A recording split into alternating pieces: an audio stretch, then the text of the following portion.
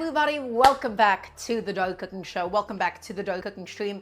It is amazing. It is beautiful to have all of you. Everybody, happy Sunday. If you're currently watching this live, it is Sunday, 5 p.m. EDT. As always, am I muted? I am not muted, Jack. It is you who has the stream muted instead.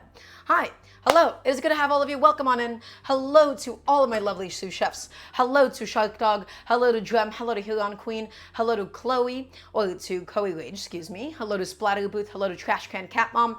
Hello, hello, hello. It is lovely to have all of you. Hello to Deep Sea Fission as well. I hope you are having an excellent, beautiful day today. Also, my AC, I did not actually end up turning it on again. I seem to have made that mistake. Also, hello to Arch Spire Wow. Hello to Nick Tendis. Hello to G-Spent Gaming. Hi, welcome on in. Everybody, I'm really excited about today's stream. I'm really excited about today's show.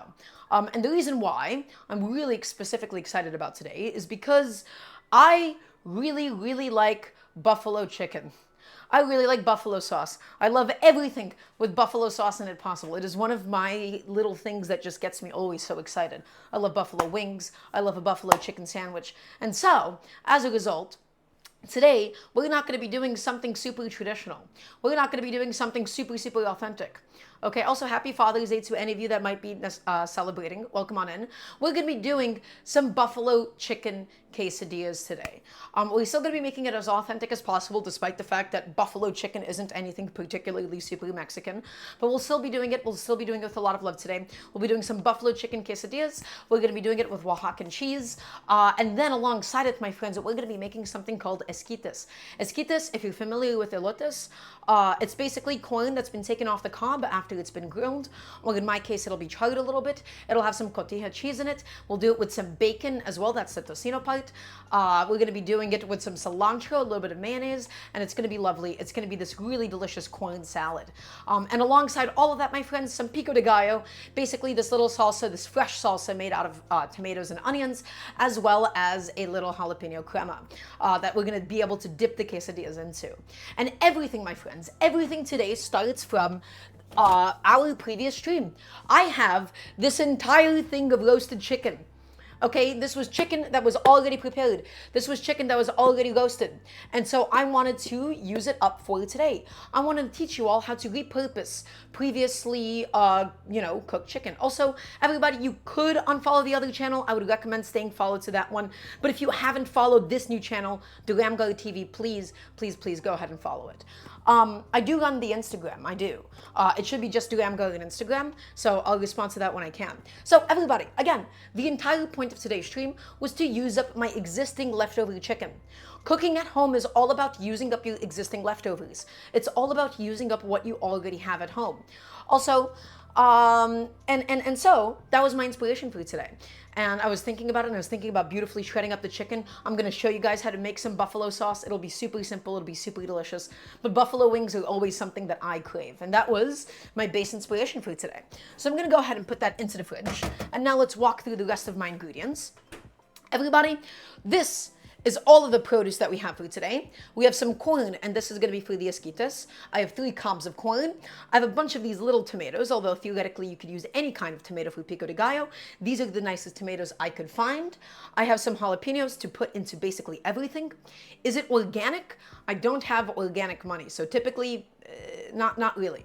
Also, I have some limes, my friends. Also, welcome on in, as well as to Liam. I have some limes, because remember, you can't really have Mexican food without limes. Limes and cilantro will be all over the place. Also, you're not late at all. Welcome on in. It is lovely to have you. As always, everybody, if you have any and all cooking questions, please feel free to ask me at any point in time.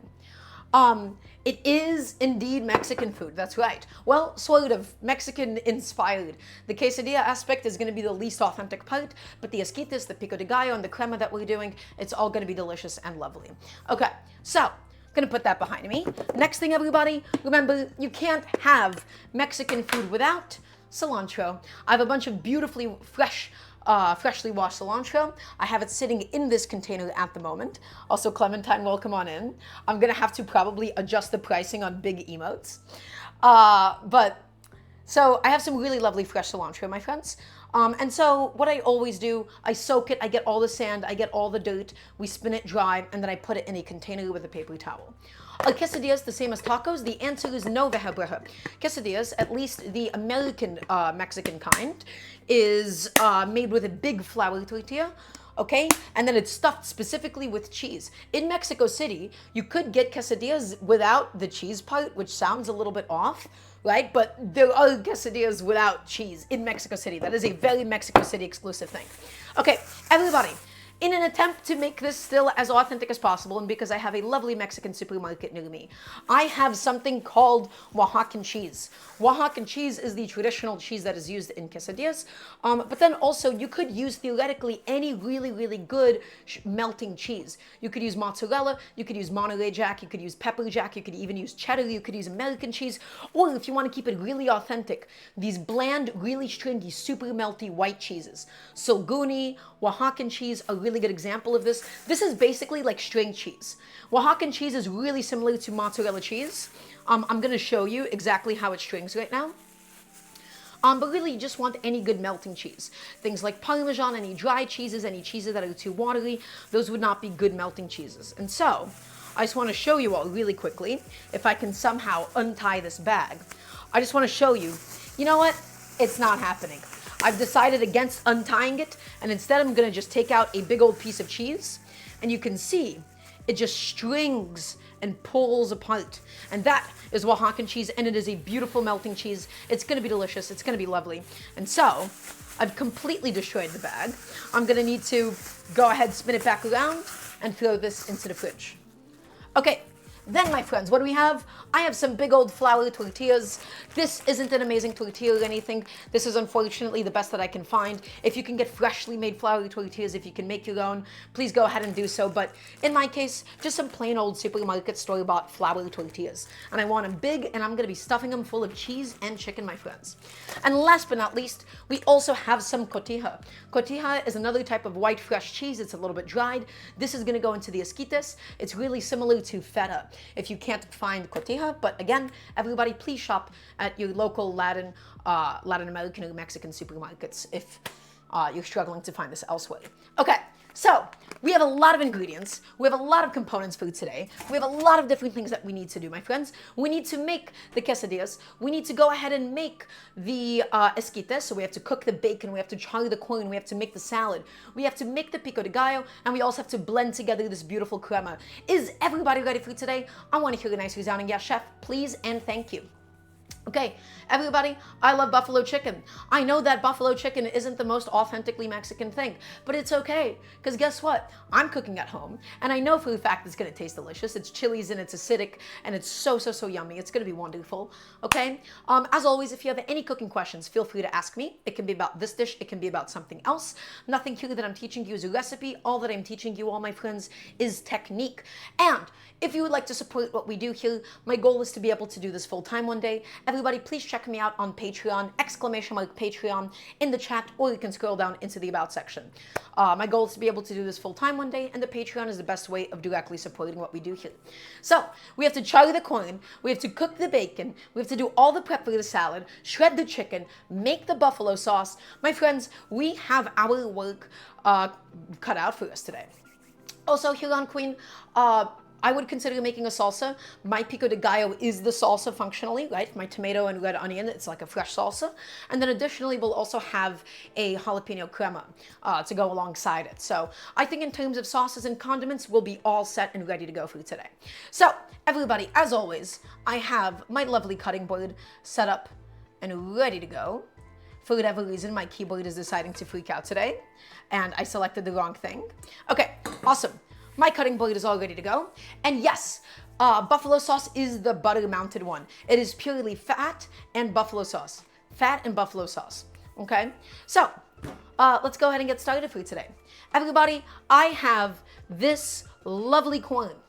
And we're going to be charring this corn, and we're going to be getting it nice and really smoky and really nice and delicious. And in order to do that, we first need to set our broiler onto high, okay? So, why am I doing this? Why am I going through this step? Well, again, my friends, elotes and esquites, this is typically a street food. This is the kind of a thing that people would cook outside on a grill. I live in a New York City apartment. I don't have access to a grill.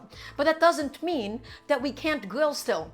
All that guys want to do sometimes is just grill. So we're going to be using our broiler for today. The broiler is your top heating element of the oven, and it gets super, super hot. It gets upwards of, past 500 degrees, because the goal isn't to heat the air temperature. The goal is just to heat it right on top. And yes, Shy Chico, we are indeed doing Mexican food for today.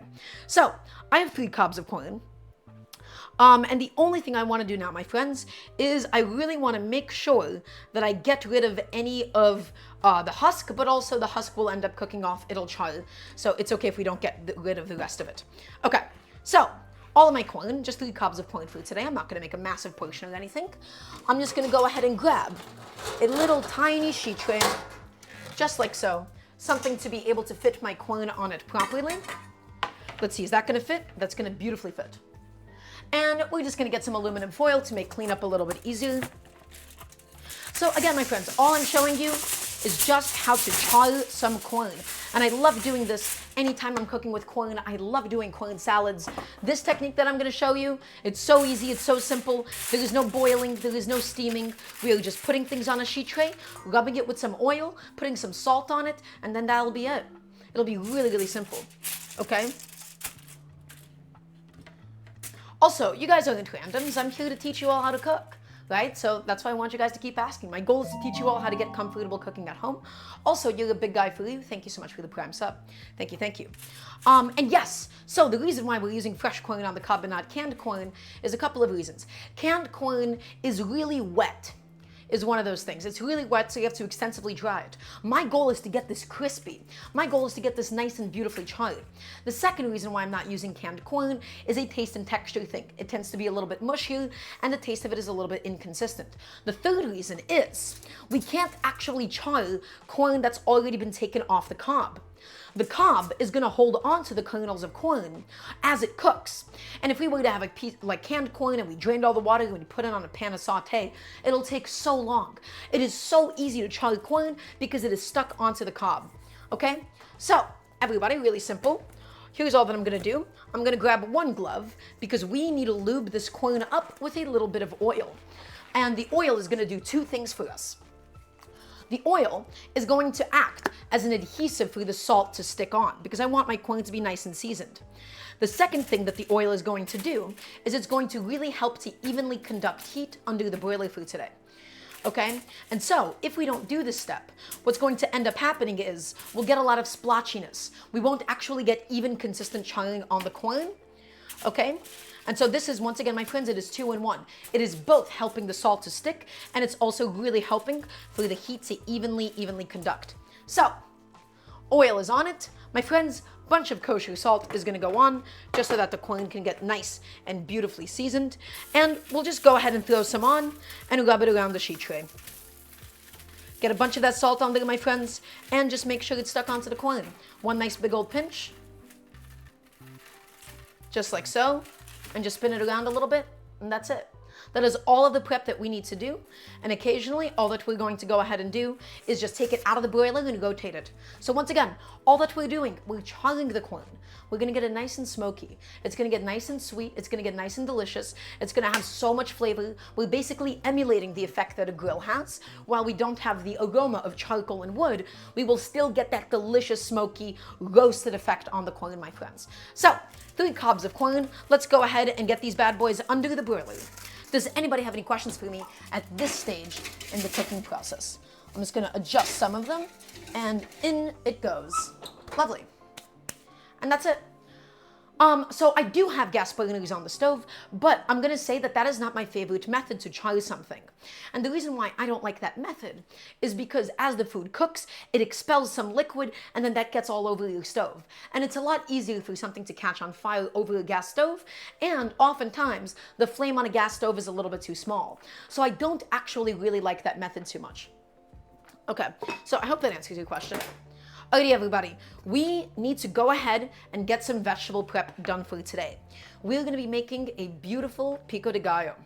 okay? And a pico de gallo is essentially just a tomato and onion salsa, right? It's weird to call it a salsa. It's somewhere in between like a salad, a relish, and a salsa, but it's just fresh tomatoes, fresh red onions, lime juice, cilantro, garlic, and jalapenos, okay? And so we're gonna go ahead and get it there. We're gonna go ahead and just get my cherry tomatoes onto the cutting board. I'm not sure what you're saying, Greg. Also, welcome on in. It's lovely to have you. We're making esquites today. We're making esquites, which is this charred corn salad, and we're going to be doing it with some bacon as well. Okay, so everybody, let's talk about some tomatoes for a second. I bought cherry tomatoes.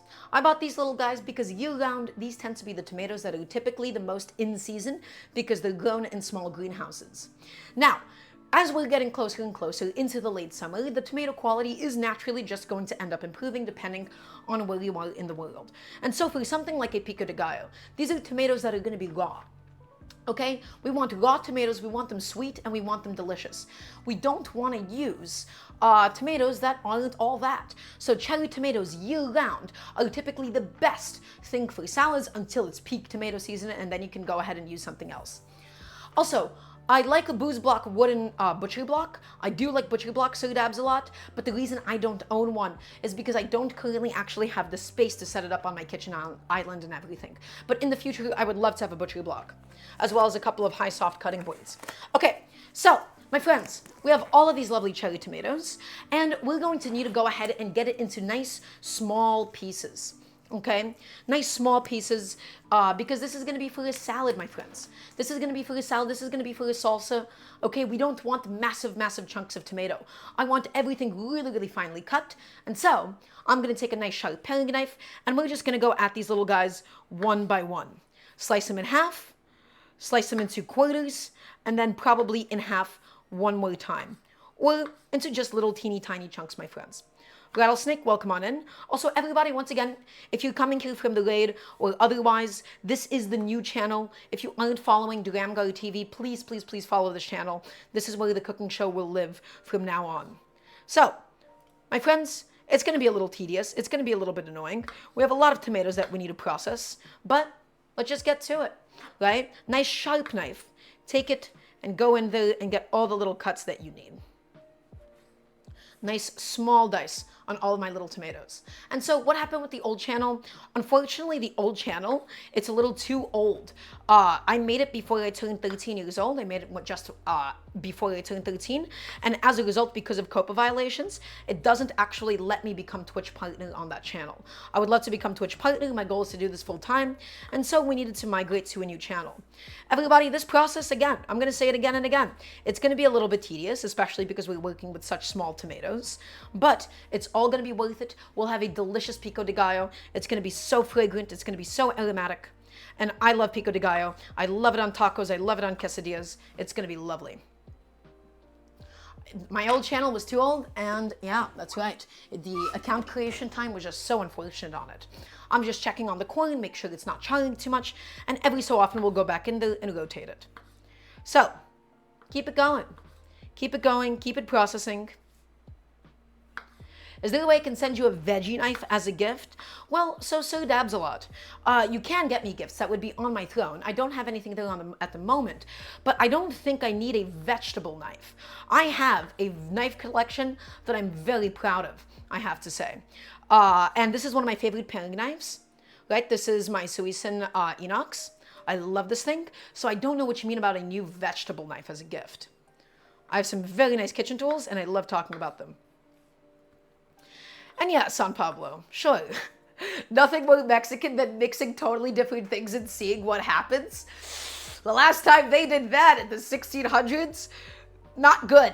It did not end good, actually. So maybe, you know, historically speaking, not the best idea for me to go ahead and continue that. So, you got a Japanese knife that you wanted to show me? Great. Well, you know, you can always link it. What happened? Oh man, what happened to Latin American colonization? Terrible. Many terrible things that we could always talk about extensively on the stream. Because there is no such thing as food without politics innately, right? But damn. rough, brutal. So anyhow, that being said, we're still cutting up all the cherry tomatoes, and I don't know the exact timeline, but we're just talking about, in general, colonization of Mexico by Spain, what happened to the indigenous populations and indigenous cultures, and the Aztecs and all that. Brutal. Really, really brutal stuff. What a fun, joyful stream. I love Tex-Mex. I love Mexican food. That's right. Okay, so again, my friends, we just got to keep on going through this. This is going to be a bit of a tedious thing to do once again, because tomatoes, they're so delicate. You need a nice sharp knife. You need to go through this really, really gently, okay? Also, Jack, I'm happy to hear that. That sounds like a lovely time. Okay, so we've gone through that many so far. Everybody, really quickly, the only thing I want to do is I want to check out my corn. So every so often, we're going to go back in there and give it a bit of a rotation. The goal is to get it nice and roasted. The goal is to get it nice and charred all the way around. So let's take it. Let's go ahead and pull it out. Let's see how it's doing. We can see that it's beginning just ever so slightly to get charred on a couple of the sides, but that's still not enough. I'm going to want to push this a little bit more. And so all that I'm going to do is rotate my sheet tray and put it back on in. And everybody just keep on repeating this until the corn is all charred all the way around the sides. Okay? So let's just keep on going back to these tomatoes. And again, it would be easier if we had like a bigger tomato, because then we could like stack up the slices and everything. But these are really good tomatoes. They're very sweet. They're really delicious. Also, Sir Dabsalot, the best place to send it would be in my Discord, not inside of the Twitch chat. It's okay to send, I'm not like a super stickler about sending links in Twitch chat. I just can't really see it. I love tomatoes. Everybody, these tomatoes are so sweet. They're so yummy. They're gonna make for a beautiful pico de gallo.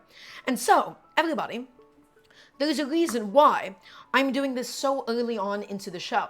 We need to salt these tomatoes in advance. After we cut them up, we're going to be salting them and letting them sit with the salt. And what that's going to do is we're going to basically extract a lot of the excess liquid from the cherry tomatoes. I don't want a sopping wet pico de gallo. I want it to have some texture to it. And so, in order to make sure it doesn't get too soggy, we give it a bit of a salting beforehand, let it sit, and then we drain out all of the liquid that comes out. So, keep on going through all of your cherry tomatoes, my friends. Keep it happening. And it's okay, and I appreciate it. So yeah, just keep going. We got a few more to go, my friends. Slice it in half. Slice it. And again, for something like this, the tinier the better. I don't want it to be super, super chunky. This is like a relish, okay? So calling it a salad, I think, would be a bit of a misnomer. I think that would be a bit of a mistake. We want everything super, super, super finely diced, because the goal is for this to basically become a condiment for the, I want this to basically become a condiment for the quesadillas. Is there a cooking theory? Absolutely there is cooking theory. Welcome on, Garlic. Sorry, I'm trying to still figure out how to say her tag. Garklingen. There absolutely is cooking theory. Everything that I'm teaching you right now is cooking theory. I'm not teaching you a recipe, everybody. I'm teaching you technique. I'm teaching you methodology. I'm teaching you to understand why we do the things that we do.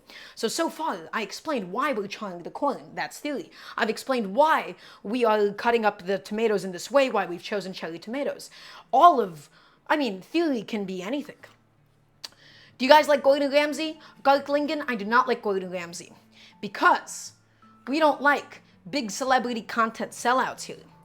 Somebody who is so selfishly motivated in a thing that he does that it's purely for money, with uninteresting restaurants, really, really not amazing YouTube videos with oftentimes completely incorrect technical information. Gordon Ramsay is the poster child of what it means to be a celebrity sellout. He is the celebrity chef sellout. Did I hear what happened to him? I did not. Also, Julia Child's videos are so nostalgic for me. This corn is lovely. Oh yeah. Master Chef is, Master Chef is still like fun to watch on occasion. It's just, people don't cook that way. Nobody really actually cooks like under like 20-minute time limits. Not even in professional kitchens. You're not expected to do all of your prep at once. Cooking competitions are like an innately I know this isn't like breaking news or anything, but cooking competitions aren't actually how anybody cooks, even professionally. And so it's not like, you know, this isn't actually indicative of what makes a good cook or not. Because making something in 30 minutes, you're oftentimes making a lot of sacrifices to texture and flavor to go ahead and get it done within a certain period of time. So, keep going, my friends. Keep dicing, keep dicing. We're almost done. I know this is taking so long. I know this is so much effort, but just stick with it. A nice sharp knife is gonna make your life so much easier. Just stick with it, keep going. So, while most professional chefs men, but women are expected to cook at home, really good question here on Queen. It's just really, really old misogyny. The thing is, like, meat was always seen as prized, that men knew how to make meat correctly, and then men would get the star of the show for being the ones to make meat, right? It's just like really, really old school misogyny and traditional values. And it was like the one thing that was like sort of prized, right? Which is how good can you cook some meat? That was a responsibility delegated to men. Right? Like even growing up, right? I grew up in a Russian family. My grandma growing up would tell me, because I'm trans now, but when I was growing up and I was a guy, she said, you know, men make the best meat, she said. Like whenever I would like talk about wanting to be a chef in the future. And then yes, of course, also like having a job traditionally was for men. But yeah, like that kind of like stuff is something that I even like still like experienced growing up, right? Where it's like, yeah, at like family functions and things, I was bringing in a lot of dishes, but I was always told I made meat dishes better, right? That is just the thing that happened. And hold on, I did do it better, but it wasn't because I was a man, younger. I was just very good at what I did. I did still do it better than everybody else. Okay. Also, Jack, in general, that entire like generalization that you just made, it's just not a very useful discussion to have. I just don't think it's particularly useful deciding which gender is better than this. I just want to evaluate people that make good food, people that make good, meaningful food. You know? But as far as people in the family go, oof, I'm kind of tough to beat, I have to say. Okay, everybody, finally, through that entire ramble about historical misogyny and meat and everything, I do believe that my cherry tomatoes are just about done. They've all been sliced up, beautifully sliced, nice and evenly, nice small little pieces, just like that, and then we'll go ahead and transfer them into a bowl in just a second's time. The only thing that we're going to do once again is just keep on checking on the corn. I don't want it to completely scorch to death, I just want it nice and grilled. Also, Splatterbooth, you asked me, did my interest in food come from family? Well, it did, but in a very indirect way. I grew up Russian, and I got very sick of eating Russian food growing up, and so I took it upon myself to learn how to cook things because I didn't want to just eat the same thing all the time. I got very sick of Russian food growing up. So it did kind of come from family. But now I have a much better, like, newfound appreciation for the Russian food that I grew up with. So, you know, yeah. What is typical Russian food? Typical Russian home food? Allie, it's a bunch of boiled potatoes, it's a bunch of salads, it's a bunch of cabbage-based soups, it's a bunch of, like, these meat cutlets, right, called kotlety, which are just these big old, like, Hamburg steaks, essentially, right? Cooking Time Swag would be the place to post you chefing stuff up. So anything that would be for food, that would go into the cooking channel. Also, there's nothing wrong with cabbage soup. I love it. I just got very, very sick of it as a kid. Okay, so my tomatoes have been nicely chopped up. Everybody, bench scraper. This is one of my favorite kitchen tools over and over and over. Everybody should own one of these things. Instead of taking things and scooping them up or sliding off your cutting board, just please look at a bench scraper. Look how much easier it makes your life, everybody. Okay? Look how much easier that is. Look how much easier it is. Right? So easy, so simple. We have all of the tomatoes in here. And everybody, last but not least, the reason why we need to do this in advance is to salt them. Tomatoes, they have so much water inside of them. They have so much water in it.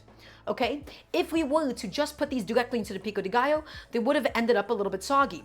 But by giving them a healthy seasoning of salt beforehand, we're going to pull out the liquid, drain off the liquid, and then we'll have a beautiful pico de gallo that way, my friends. So, once again, salted it nice and heavily. Okay, I'm going to go ahead and just set this down and set that back on behind me, and we'll also wipe off the cutting board to get rid of all of this tomatoey liquid from it. Yes, that's right, Archfire. I do this all the time. I do this with cucumbers, I do this with onions, but tomatoes, my friends, trust me, especially for tomato salads, it will truly level up your salads. Please pre-salt tomatoes that you do for your salad, let it sit for 20 to 30 minutes, and you will see how much of a difference it is. So, what are we doing right now? We just did the tomatoes. We're waiting on my corn to finish charring. Let's go ahead and take a look and see how she is doing. Ooh, my friends, that is some beautifully charred corn. It's almost done. It's almost where I want it to be. You see it? It's nice. It's charred. It's a little bit smoky. It is not burnt. I can promise you that. It is exactly where we need it to be. And we just still have a couple of naked sides. So these guys, I'm going to go ahead and just stack on up. I want to get it nice and thoroughly charred, my friends. I want it nice and thoroughly grilled, and then we'll take them out for good. It's going to basically be the same as if we were grilling outside, except we don't really have the taste of the smoke of the wood. We'll just have a nice smoky, properly roasted thing of corn instead. Okay? And you can really, really push it, my friends. Do not be afraid of charring things at home. Promise you that. You can really, really push it. Okay. So, everybody, what else do we actually need to do today? And what temp am I broiling them at? Well, when you broil, you only have high or low, right? Typically in most home ovens. And so this was on high because we don't need to cook it for an extended period of time. The goal is just to get it nice and smoky, and each kernel of corn is going to be nice and juicy. It's going to be nice and delicious. So, everybody, the tomatoes are salting. We can do the rest of the prep for the pico de gallo. We have some onions that we need to process for that as well. We have to do some of the crema. We have to do the crema prep. We have to cut the jalapenos. We have a lot of vegetable prep coming up ahead of us. Is everybody ready for today? I want to hear another yes, chef, please, and thank you. I'm going to have a little sip of water, and then I'm going to need to get a pot of water to a boil, and we'll talk about why. So I'm just going to go ahead and quickly take care of that now. While I have a second, I neglected to do so earlier. But there's always now.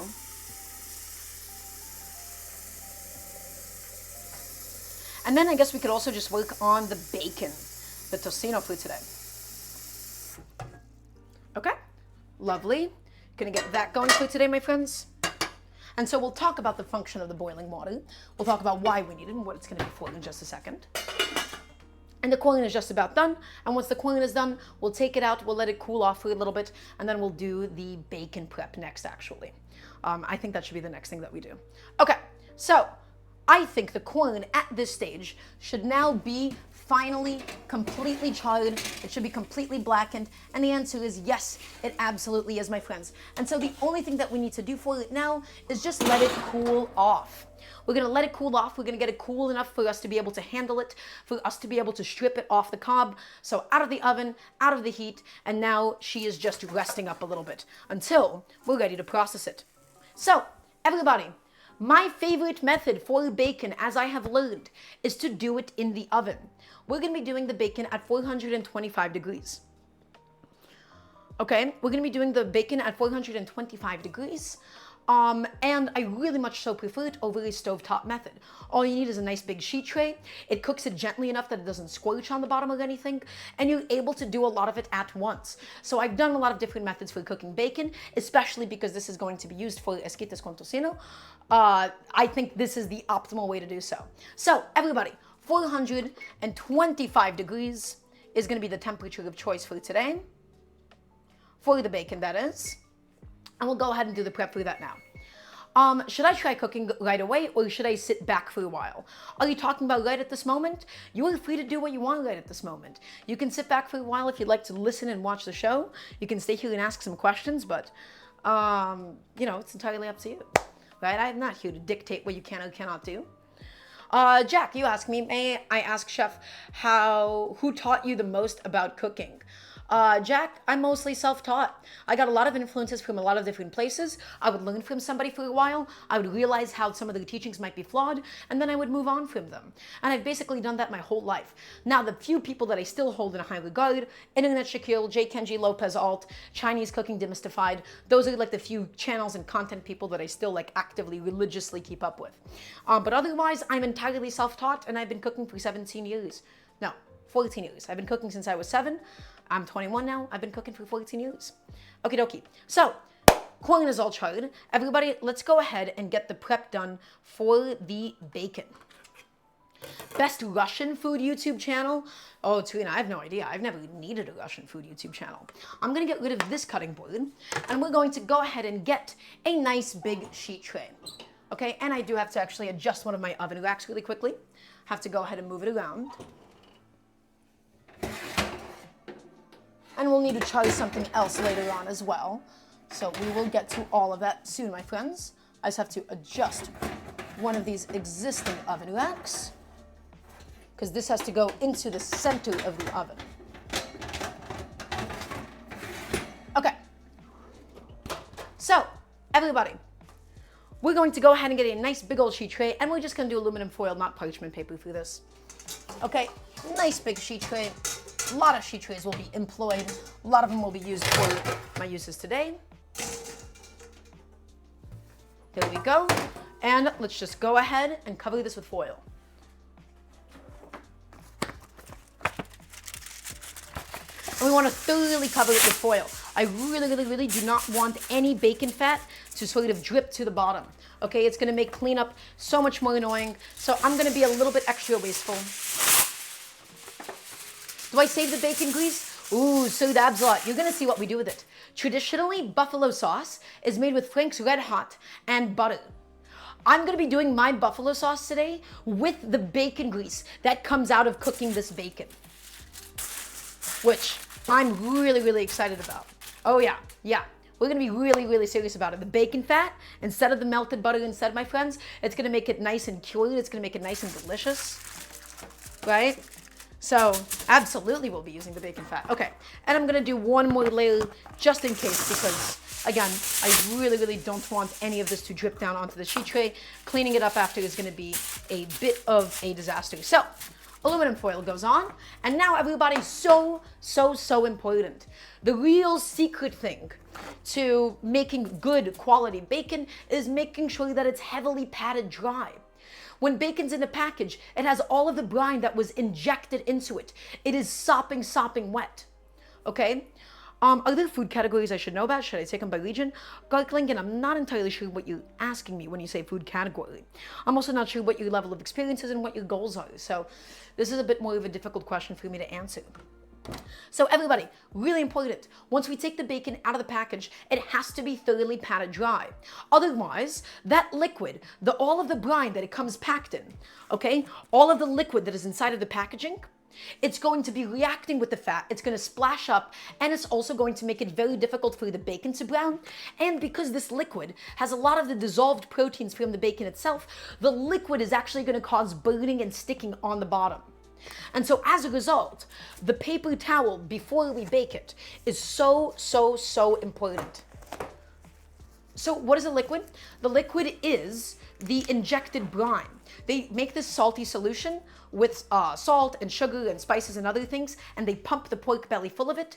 But then the consequence is, while it technically preserves it, it causes a lot of that liquid to release as it is cooking. So patting it dry, everybody, is not an option. Can I please get a yes, chef? And yes, you can get bacon without that. You would need to go to a butcher. You would need to go to a butcher and get it freshly sliced. But if you're buying store-bought wet-packed bacon, wet-brined bacon, it is almost exclusively wet-brined. So if you go to a butcher, if you go to a supermarket butcher counter and you ask for it freshly sliced, it will not have this effect. But even then, patting dry will be good. Also, Nick Tendis, the answer is we will not be missing out on any of the creaminess of the butter because it'll be fully melted down. It's not like we're mounting the sauce with the butter when it's cold. It'll be fully melted. Chef, do we season before or after? Jack, we'll get to that. We'll get to all that. So, right now, my challenge is figuring out how to actually open this thing.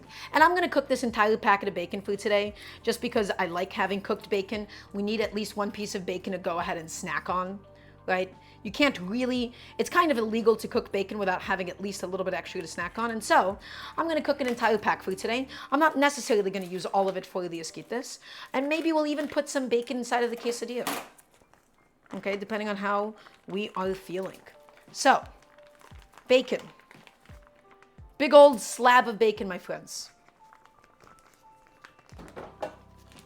Chef, can I learn more through shows or books? Really good question, Garklingen. The answer is neither.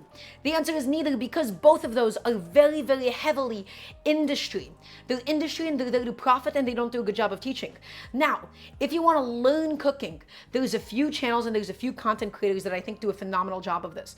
But in general, what I would always do is find a content creator that comes from a specific cuisine, they come from a certain ethnicity, and like especially like a lot of the smaller channels. That's a very good way to learn.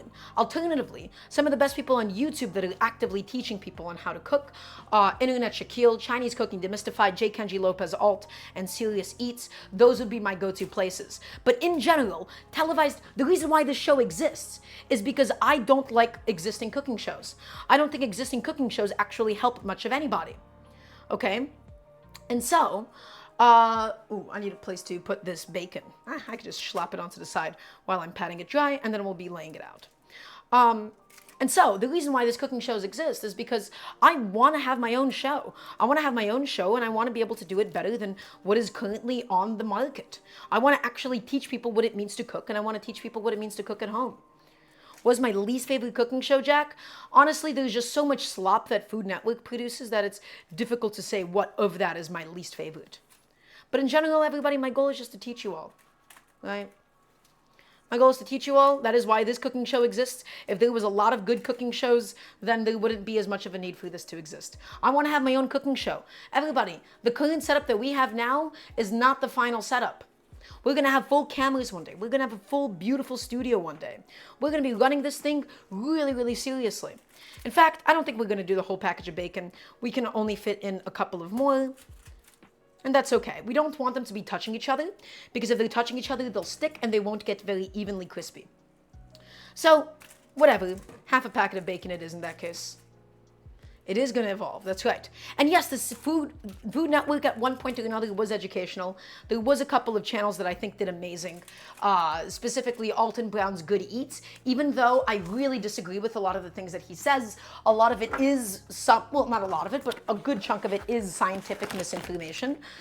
He really did start a really serious movement about people wanting to become more interested about cooking, and the production on it and the entire style. Nobody did anything like Good Eats, and nobody has done anything like that since. That is not exactly the style of content I'm going for. My entire thesis, everybody, is to teach you all how to cook at home. How to cook at home if you're somebody who works often. How to cook at home on a weeknight. Will my cooking show include the rants that your streams do? Absolutely. This is the cooking show as it is, right? It'll always be live broadcast, because I love live broadcasts. I don't particularly like editing things down, and I like answering people's questions in real time.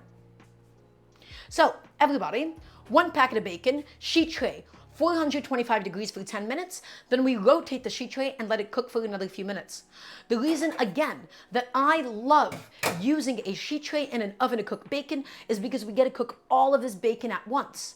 Cooking it on a pan is so much more effort, so much more cleanup, so much more inconsistent cooking, and you have so much less surface area. If you are making enough bacon that's not just for one person breakfast, I highly recommend the oven method, my friends. Okay? Also, the splatter won't really happen if you pat it dry and you do low and slow cooking, but yes. So, everybody, 425, and it is absolutely possible to vacuum seal it, but I just have a freezer bag. That's what I'll be doing instead.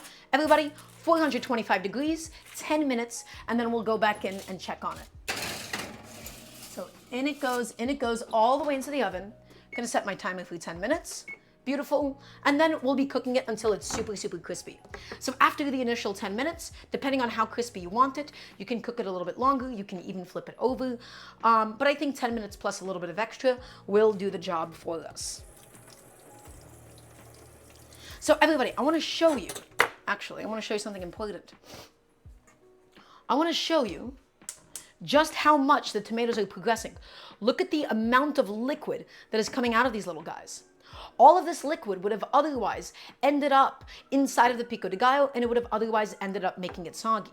By doing this method, again, my friends, what we get to do is we get to take out all the liquid and have a nice fresh pico de gallo.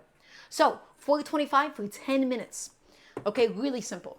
Really simple, really easy. No messing around with a pan. I love doing sheet tray bacon. You've never done this with tomato? Ali, it is life-changing, especially for salads. Any raw tomato preparation, it is so, so, so important in my mind. Okay, we will now begin doing some of the red onion prep for today. The red onion is going to go both into the pico de gallo and into the crema, as well as maybe some into the esquites. So, let's go ahead and begin. Everybody, nice, big, beautiful red onion. Red onions, they tend to be a little bit more pungent, and they're also beautiful, and they have that nice color to them. Okay? So we're going to go ahead and begin by just slicing the head off, my friends. We're going to slice the head off, and we're going to go ahead and keep the root intact. This is the head, or this is where the head used to be, and that's the root off. Also, Jack, for starting points on Mexican food, I think what I'm doing here is really simple. So, decapitated. That's right, everybody. We're initiating the revolution.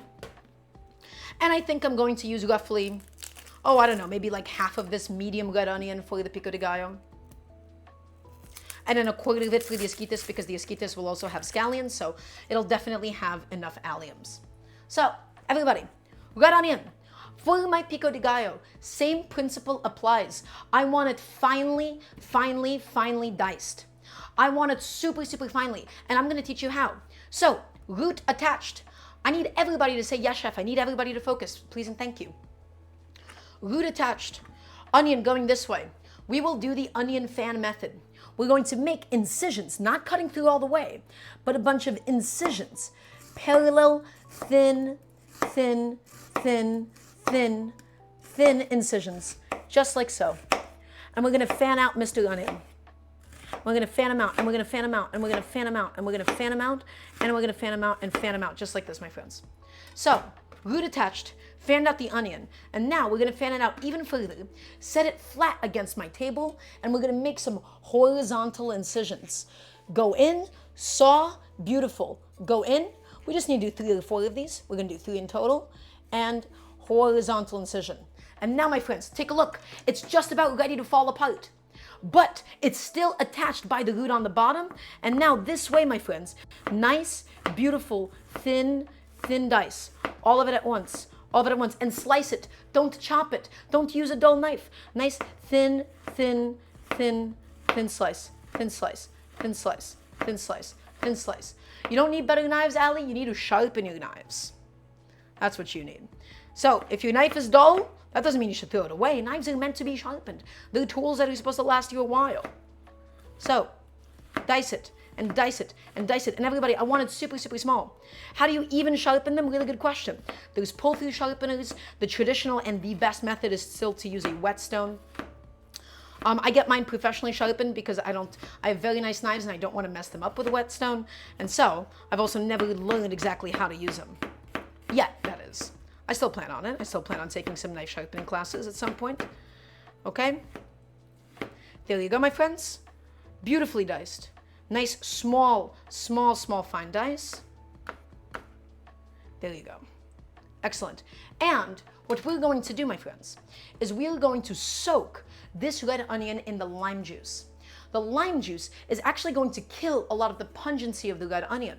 By thoroughly, thoroughly soaking it inside of the lime juice, we'll be able to get really, really nice red onions. We'll get all of their flavor, but we won't get any of that unpleasant harshness that you can get when you have too many red onions in something. So let's go ahead and find a final resting place in which we'll be mixing up the rest of the components for this. Okay, I'm just going to go ahead and grab a small little bowl. I think that'll do just fine. Let's grab a small bowl. Let's go ahead and grab my bench scraper, which is somewhere. Guys, where do we put my bench scraper? I found it. Are farmers markets a scam, asks Clark Lincoln. The answer is they can be.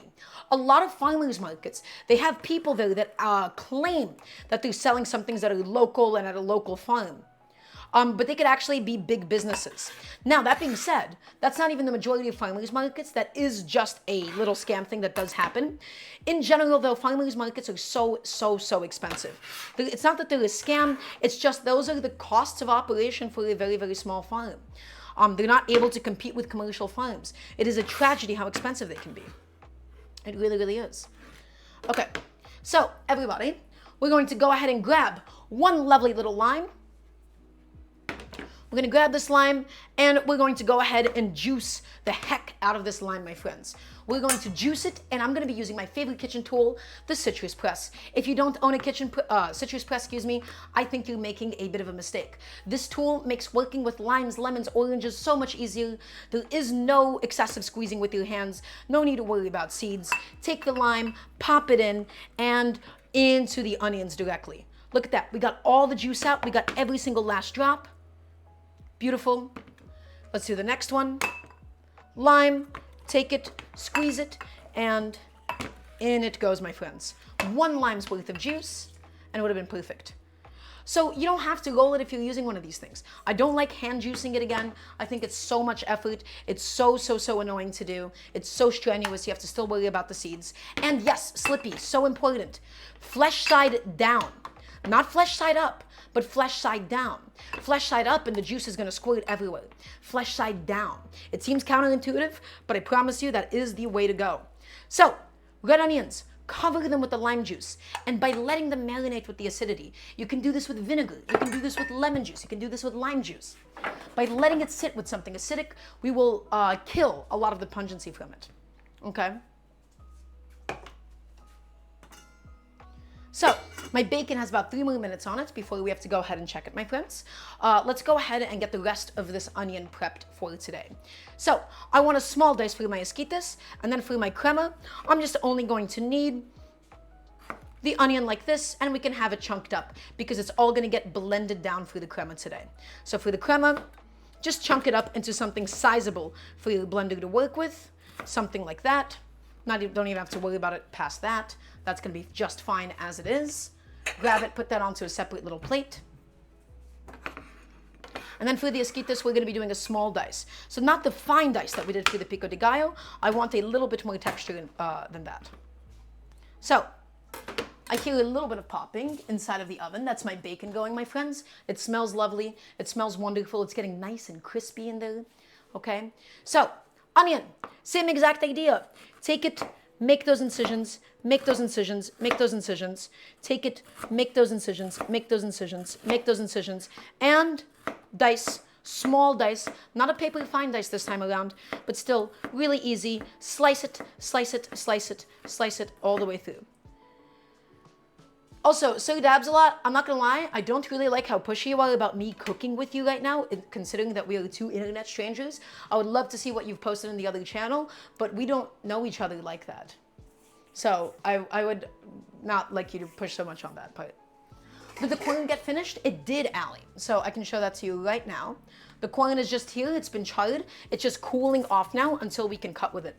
Okay, until we can just take it off the cob. Okay, yes, of course I'd see the food. I'm active in a Discord. Absolutely, I'd look at it. Guys, if you haven't joined the community Discord, !Discord, join it. I'm active in there. Please interact with everybody. We have a Patreon exclusive Discord, but it doesn't get you anything other than a special private Discord if you're into that, right? So, do Americans have cheese, and why is it always yellow? Garklingen, I'm gonna blow your mind about something. First of all, Americans do have real cheese, but the designation American cheese is actually still a cheese product. People, at the risk of sounding too Reddit, people hate on American cheese for no reason. American cheese is blended cheddar cheese and Monterey Jack. It's blended and then it has an emulsifying agent in there so that it keeps together when it melts and it doesn't separate into the proteins and fat. All that American cheese is cheese plus sodium citrate, and then the really industrial kind has all the other fillers that aren't so good. I have sodium citrate. The beauty with sodium citrate is you get to make amazing cheese sauces, and you can even make your own customized American cheese blend. So there is nothing wrong with American cheese at all. It's just like those Kraft singles that you associate with heavily dyed yellow. It's okay for it to be a blended cheese product. So, everybody, we need to go ahead and check on the bacon. My corn is fully charred. I can just move that aside for a second. We can just go and look at the bacon, give it a rotation, maybe a little flip. Yes, American cheese is really cool, and a lot of people shit on it for no reason. So everybody, come take a look. You can see that this is going beautifully at the moment. Okay, the only thing that we're going to do is just give the bacon a bit of a rotation and give it 3 minutes more. We don't want it burnt. You can see that it's not charring that much because we patted it dry. Let's get that bad boy back in the oven, 3 to 4 more minutes, but keep a close eye on it so it doesn't burn. Keep a nice close eye on it, my friends. 3 to 4 minutes, and I want it crispy. I want it crispy enough that I can break it up and add it into the esquites. Okay? So super, super crispy. But yeah, so what am I trying to say? There's nothing wrong with American cheese. It can, at its simplest, just be this amazing blended cheese product where you get to craft your own and it just melts exceptionally well. So yes, it is punished mage. We did rotate the bacon just to make sure that it's evenly cooking all the way around. We don't need to flip it because it actually has enough fat that it's cooking in to evenly conduct the heat. Flipping it would only be important if it was over like a wire rack. It's not over a wire rack, it's cooking in its own fat. There is nothing for us to flip. So these are going to be the red onions for my esquites today.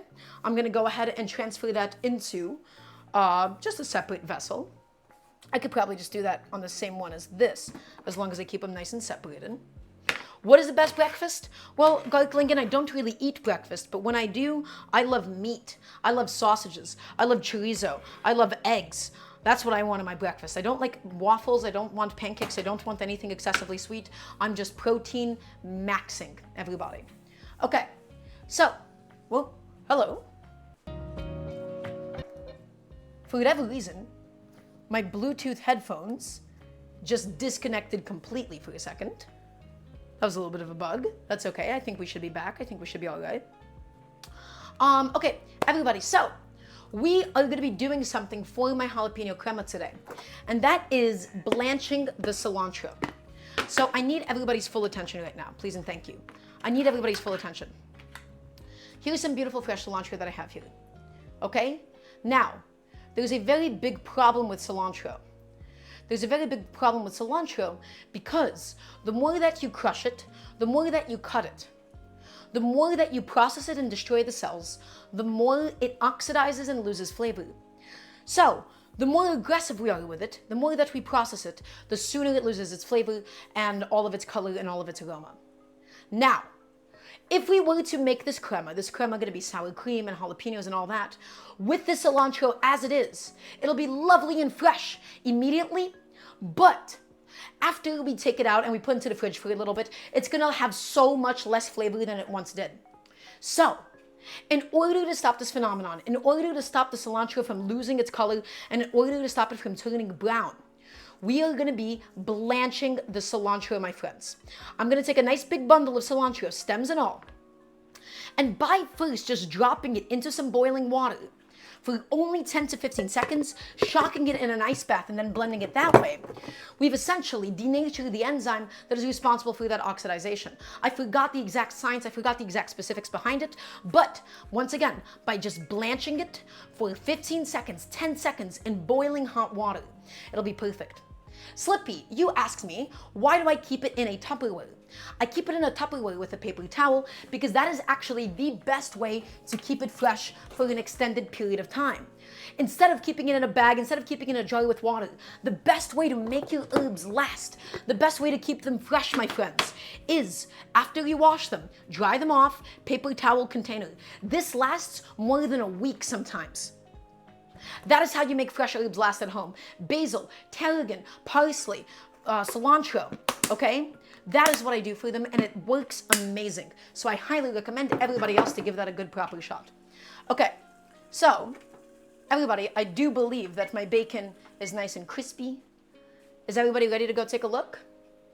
Oh yeah, it lasts up to a week for me, Slippy. I promise you that. That is how you keep it nice and fresh. I'm late, but the menu sounds amazing. Well, Shazia, welcome on in. You're not all that late. We have so much that we need to do. Let's go to Mr. Bacon. And that looks gorgeous.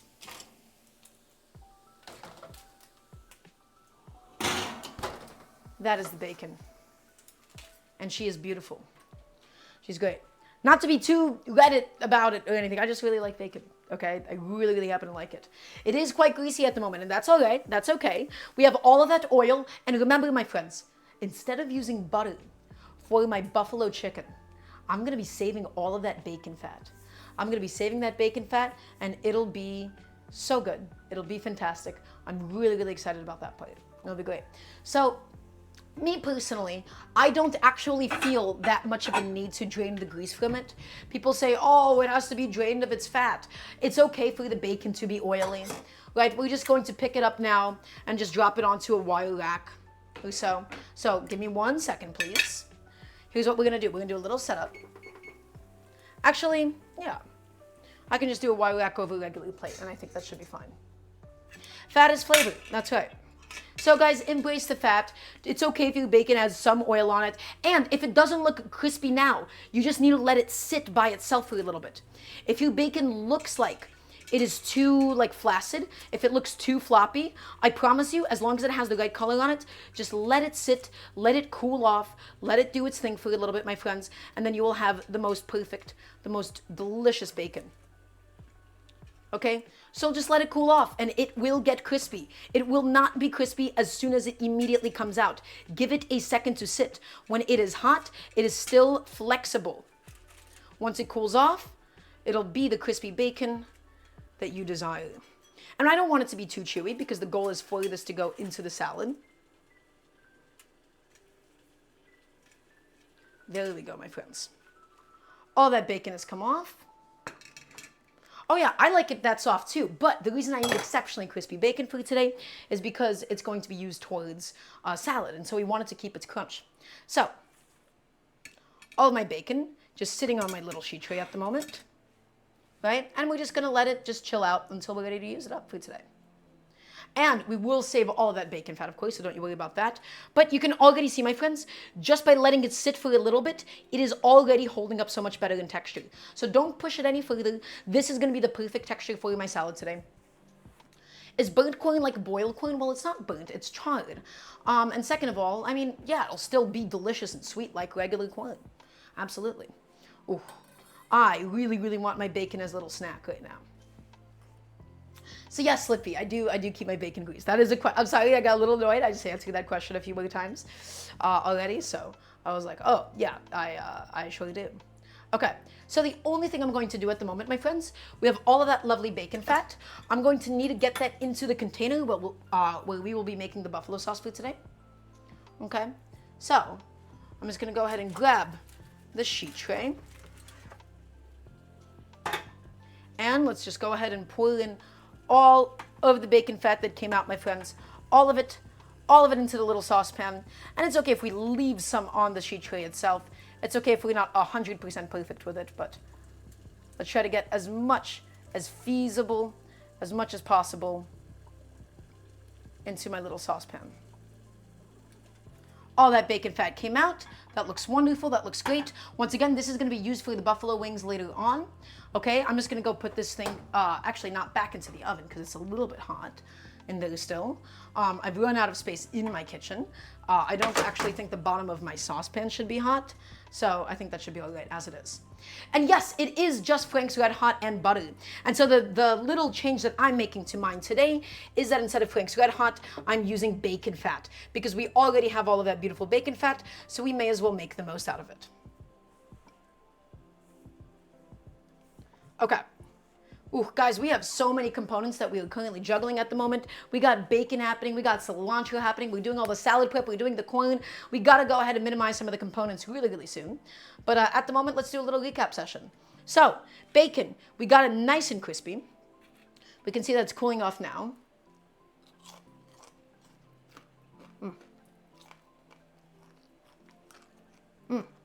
Guys, sheet tray method for the bacon, so much easier.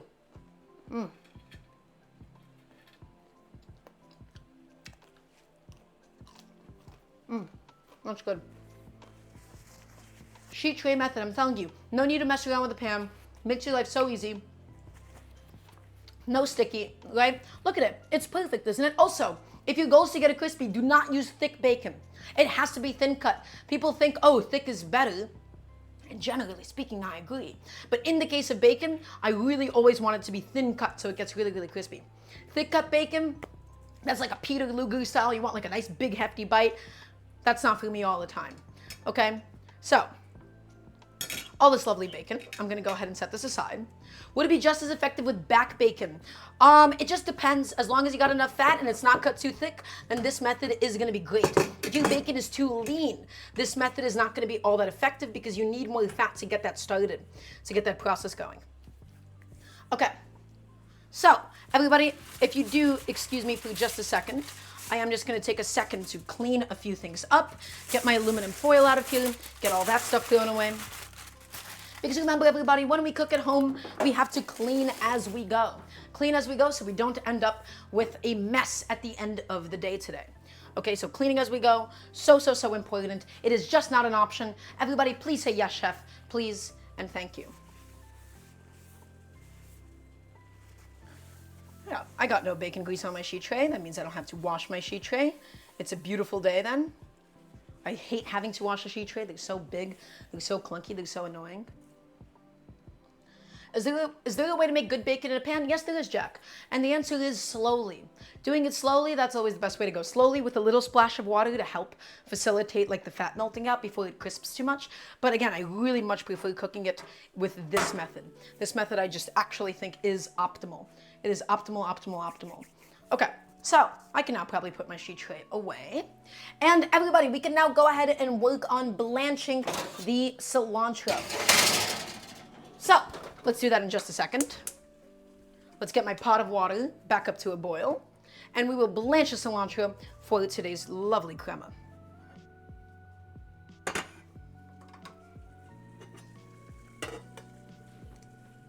Okay, excellent. So, everybody, once again, why are we blanching the cilantro? So that when it blends, it doesn't turn brown. If we were to blend raw cilantro as it is, first of all, it's going to collapse a lot in texture.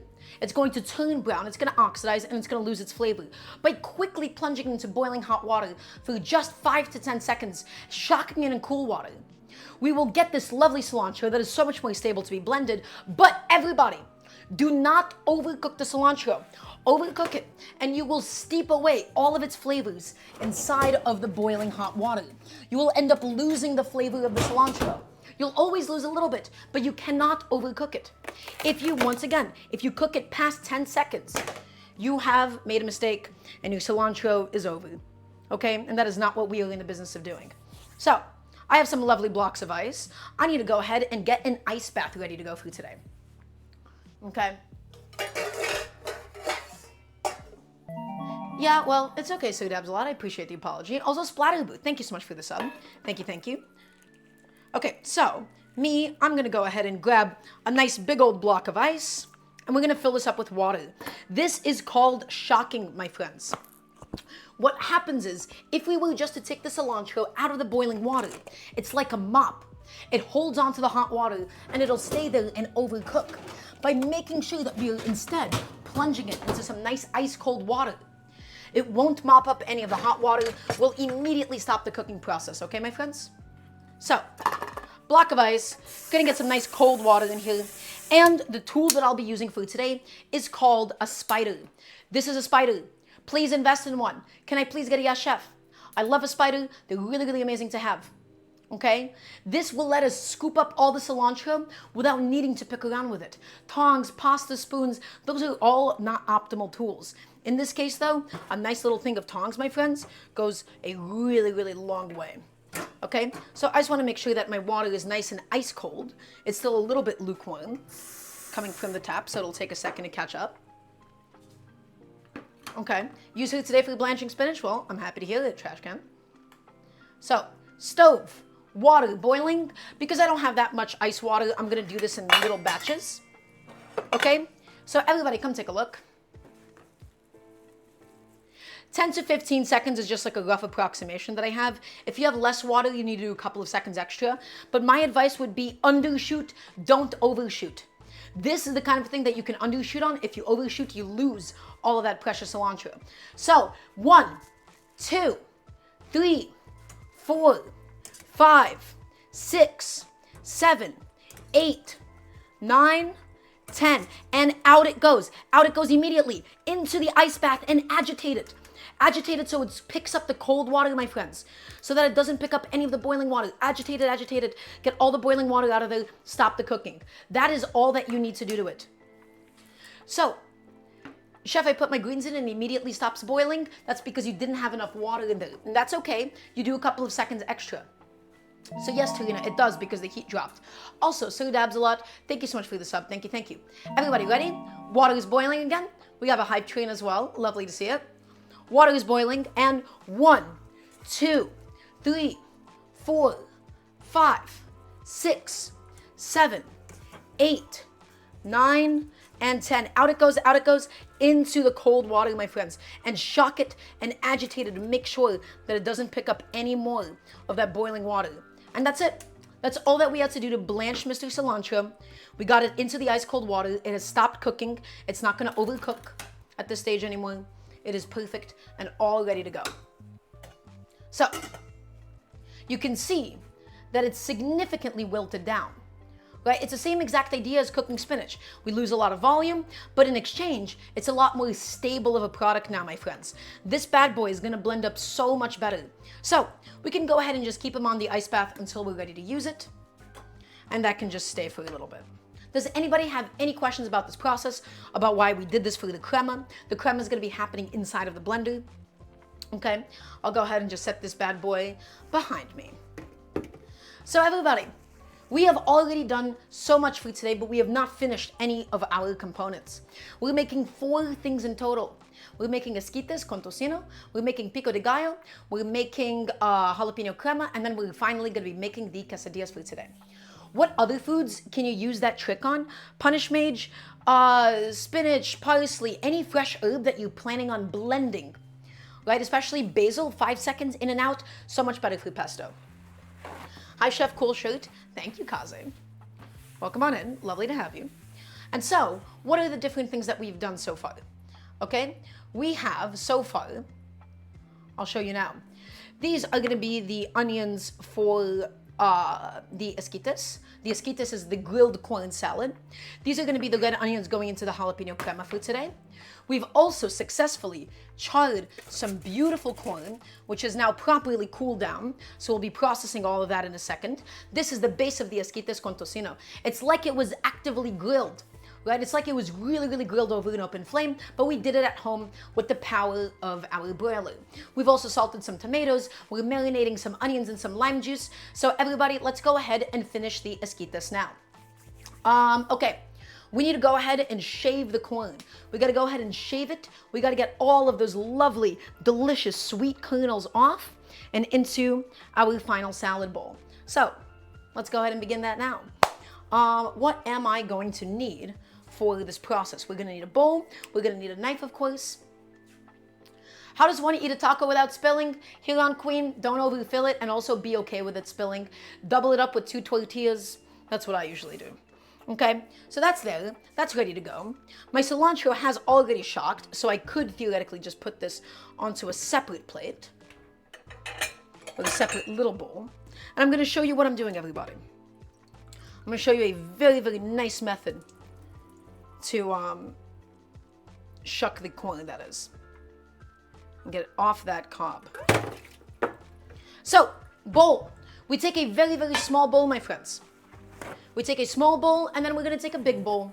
And what we're essentially going to do is stack it up and shave it directly into the big bowl. I'm gonna show you the arrangement, I'm gonna show you the setup, and it's gonna be really, really easy. It's gonna be really, really simple. So, corn over here. Nice big bowl. This is where the esquites will be properly made. Take the little bowl, flip it over. This is a little trick I picked up from Chef John many years ago, and it's a technique that I really, really like, although it's not necessary. So, flip it over upside down. We're gonna put on some gloves just to make my life a little bit easier for today. And I wanna use a paring knife. I don't actually wanna use a big knife for this. And actually, my friends, a dull knife, this is the one of the few times I'll say that a dull knife is better. Stack it up, holding it up this way, and shave it, shave it. Don't go too far into the cob. You're more so just plucking off the kernels with your knife. Pluck it off, pluck it off, pluck it off. Don't cut into the cob. Can I please get a yes, chef? And so, we're just gonna repeat this process until all of that lovely corn is nice and shaven. So, this is just a much easier way of getting this job done. A much easier way of getting this job processed. I've learned that a paring knife over time is my favorite tool for this. A nice, small, elegant knife, right? And if it's a dull knife, you can actually ensure that you're not gonna go too far into the cob. But at the moment, this is gonna be great. So, keep going, keep going, keep going, keep going. Get all of it off. We could use the bench cutter for this, the bench scraper that is, but it's a little bit too clunky, it's a little bit too long. A small upside down bowl and a large bowl can keep the knife higher. That's right. Because if you did the just directly down into a bowl, the issue is your knife would just keep hitting the bottom. Okay? I'm just going to go ahead and clean up the rest of it. Also, the Ukrainian, welcome on in. It's lovely to have you. Also, everybody, if you haven't followed this new channel already, please do so. This is the new Daramgar TV channel. This isn't Daramgar. And yes, chef looks very good. Why, thank you. So, we've cleaned this guy up. My friends, oh, it is summertime. That corn is so sweet. It is so smoky. That is a beautiful bit of roasted corn. These esquites are going to be life-changing. Keep going, shave it all off, my friends. Shave it off, shave it off. Get them out of there. Get them off that cob and into the final resting place for the esquites. We'll be finishing up the esquites now. We'll do the crema, we'll do the pico de gallo, and last but not least, my friends, we'll do the quesadilla. Come take a look, come take a look, come take a look. Do I also host on YouTube? I do not, but we upload our VODs onto the YouTube channel. So you can do exclamation mark VODs or exclamation mark YouTube. I forgot what the command is, but that's where I put all of the, if you missed a show, that's where you can go to find it. Okay, there you go, my friends. That's nicely been shaved. We're just getting the edge of it now. And last but not least, my third cob of corn. And shave it. You guys already know how to do this. Again, the reason I'm emphasizing a small knife is so that it is agile.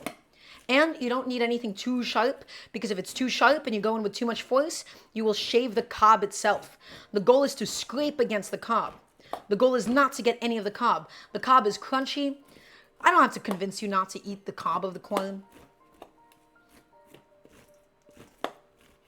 Okay, okay, okay. Almost done, everybody.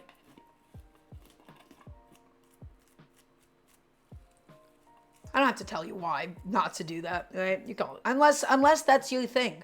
In which case, go for it, be my guest. For me, though, not really my thing. Okay, so, everybody, all of the corn is inside of the bowl. Now, the only tricky part is getting the bowl out now that we have it in. But as a result, we got all of our corn nicely shaved up, nice and ready to go for my esquites today.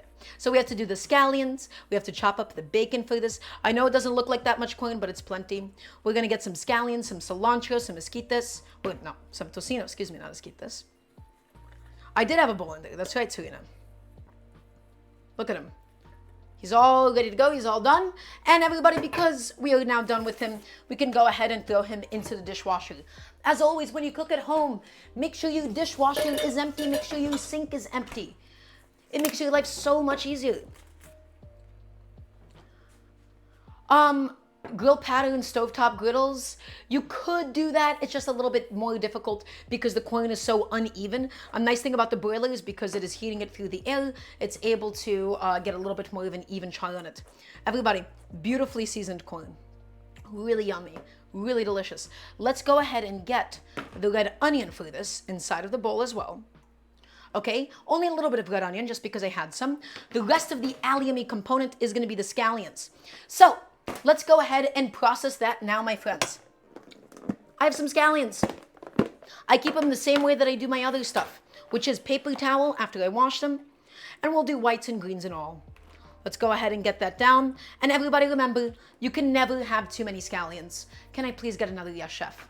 You can never have too many scallions. I love scallions. I love them to death. I want as many of them in there as possible. Okay. So, scallions on. We're going to go ahead and grab my lovely little chef's knife. And we're gonna go ahead and cut the butts off the whites. Get them out of here.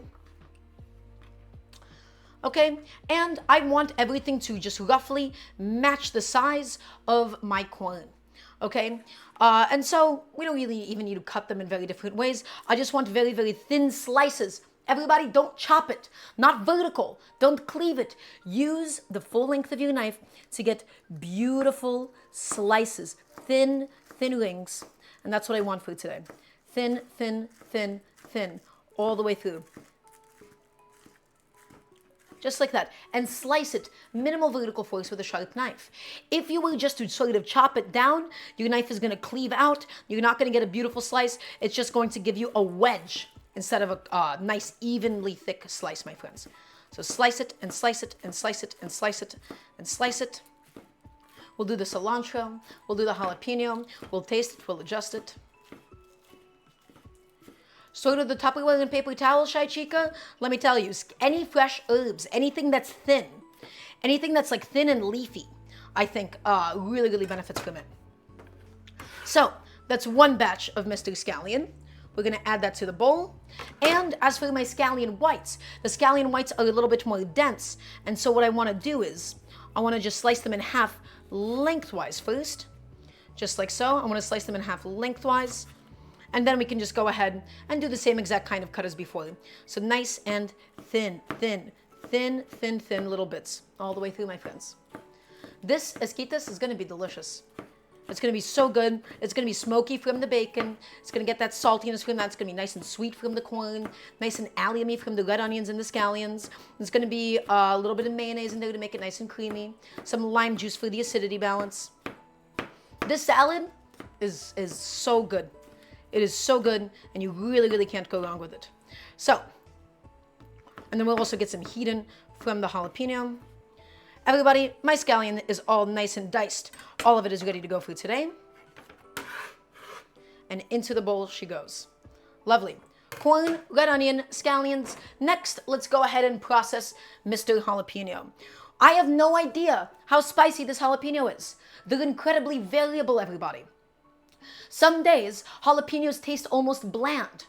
Other days, they're really, really spicy.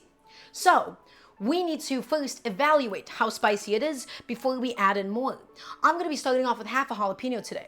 If that's too much jalapeno, then I'll hold that. If it's not enough, then we can always add more. It is easier to add more than it is to take some away. So we start with just a half, and then we'll go ahead and add in more later if we deem fit. But at the moment, half a jalapeno, and I'm doing seeds and all. Did I try it? I did not check. I'm just going to dice it and add it, and then however spicy it is it's going to be how it ends up. Okay, so we take it, and in fact, we will still need an entire's worth of jalapenos because we'll still need half a jalapeno for the pico de gallo. So I'm actually going to do both of these at the same time. Everybody, seeds and all. First thing that we do, thin planks. My goal is for this jalapeno to basically break down. Okay? I want it to be in super, super small pieces because I don't want it to be in a massive, massive chunk. Okay? I want this to be nice and evenly spread throughout. So thin slices, seeds and all, seeds and all, seeds and all. Let's go ahead and just keep processing, keep processing, keep processing, keep processing.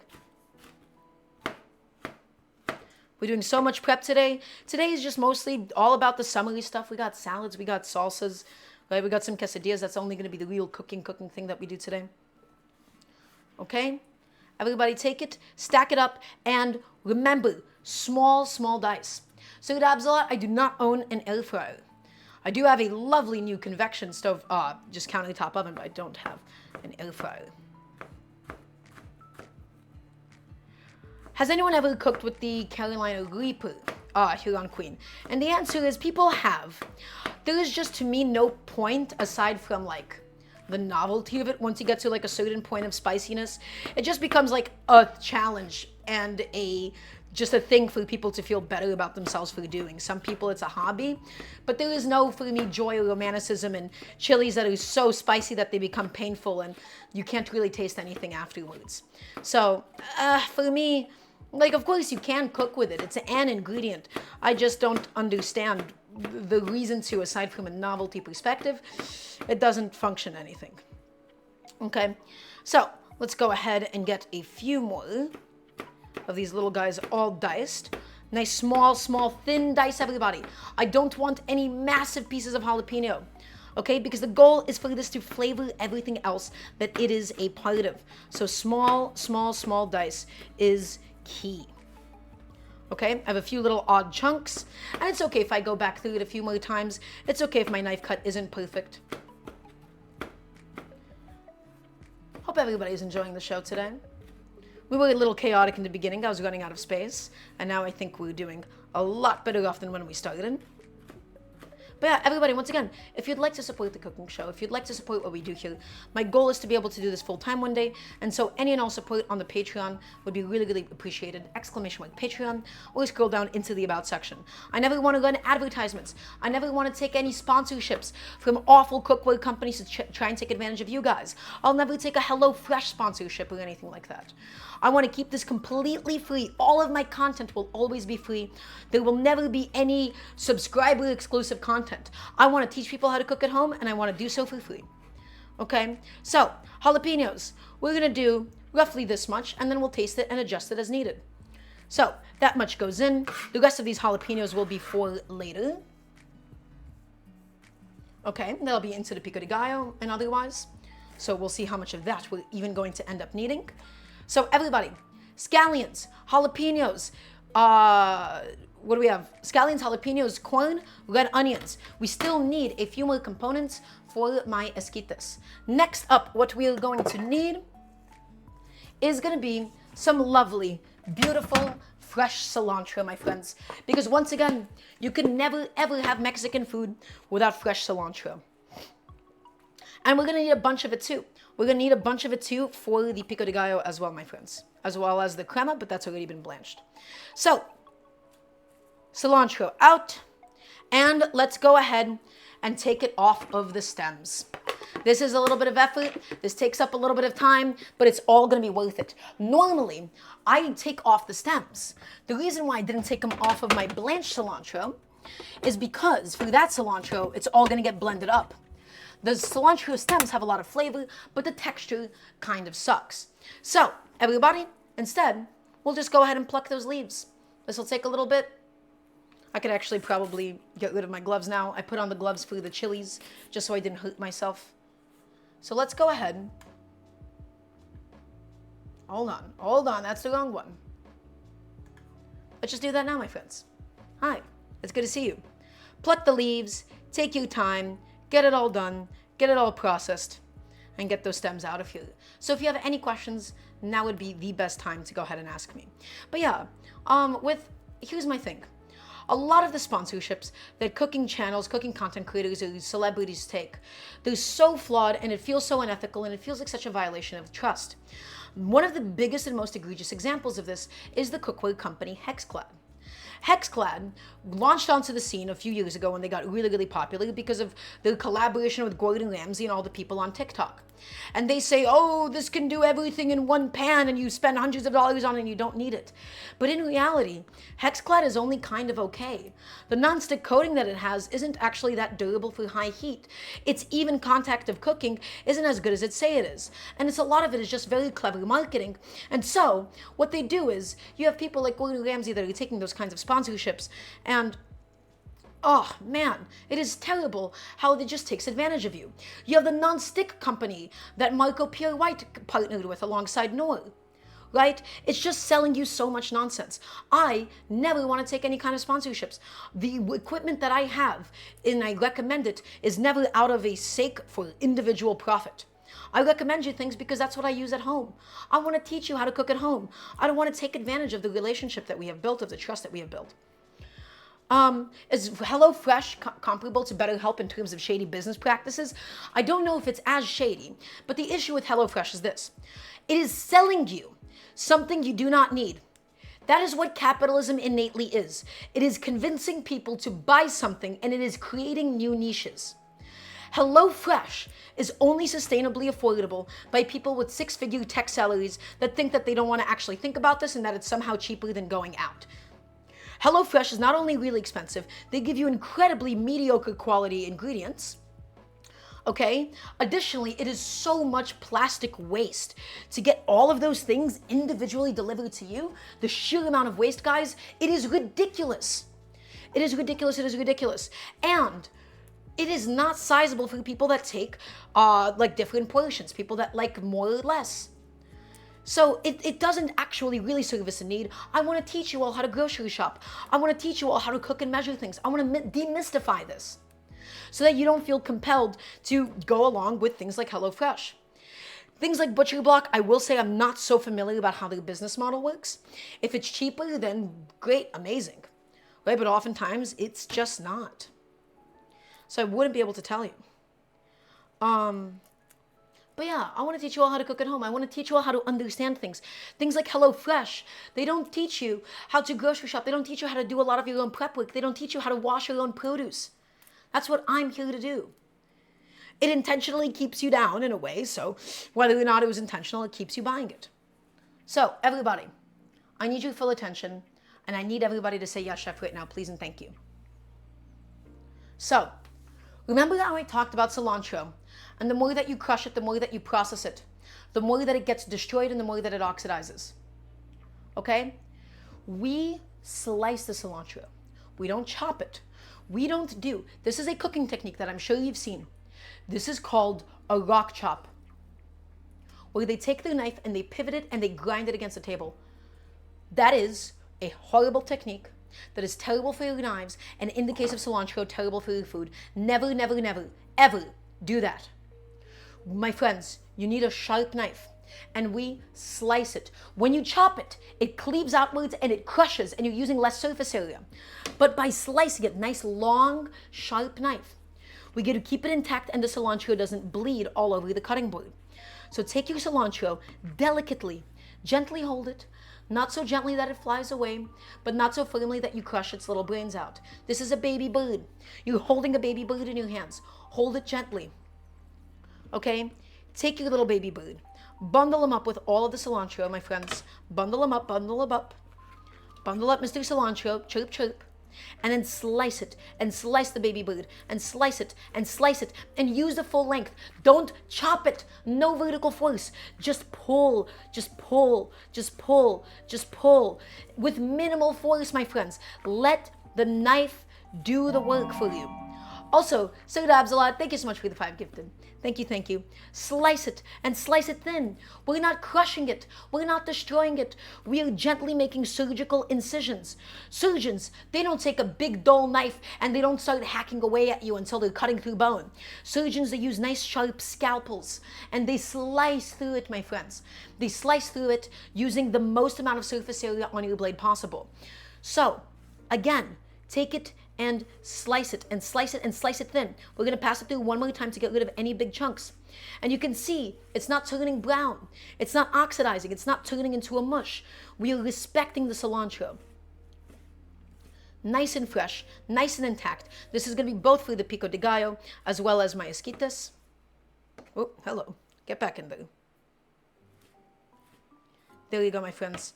And now, once again, half of this or so will be for the Esquites, and the cilantro for the Pico de Gallo, I want it even smaller because that's supposed to be a condiment. So take it and slice it and thin. And you can go thin. You can absolutely do this much of the cilantro and it'll still end up okay because we're slicing it and not chopping it. Favorite cuisine? Oh, I love Mexican food. I love Indian food. Mexican food is so regional. But I gotta say, if I had to have a favorite cuisine, I can never get tired of Mexican food. Never, never, never. Okay. Everybody, the salad, the Esquites, they're all coming together. We're getting closer and closer to the finish line, but we are not done quite yet. We still have a few more components to go. So, I have a carbon steel knife. I have a carbon steel knife and I have to wash it off and I have to dry it off because otherwise my knife will rust if I leave it wet and exposed for too long. You typically have stainless steel knives, carbon steel knives. They're so amazing to have. They're a little bit more delicate. You have to stop it from rusting, but it holds an edge so well. What are, in my eyes, a boiling cuisine, chef? Well, Jack, here's the thing. There's no such thing as a boiling cuisine. Cuisine is born from geography, class, politics, religion, okay? And those four influences, some cuisines will be richer than others, as in they will have a lot more deeply baked traditions. Some cuisines, if they come from poorer societies, where there is, just like less of things to go around, you see a lot of scrap, you see a lot of cheaper ingredients, you see a lot more grains. So there is no such thing as a boiling or bad cuisine. Russian cuisine is what I grew up with, and I never considered it interesting. It was a lot of boiled things and stretched out meat dishes, because that's what they grew up eating in the Soviet Union. Everybody, let's go ahead and get some lime juice in here. We're gonna do, for now, half a lime's worth of juice. Remember, you can always add more, but you can't take any away. Half a lime's worth of juice now, mix it, taste it, then we decide. So, take Mr. Lime, slice him in half. Let's go ahead and juice this bad boy. Where is my lovely little citrus juicer? There he is. Again, I hate hand squeezing it. It requires so much more effort. You have to watch out for the seeds. Guys, buy a citrus juicer. Flesh face side down.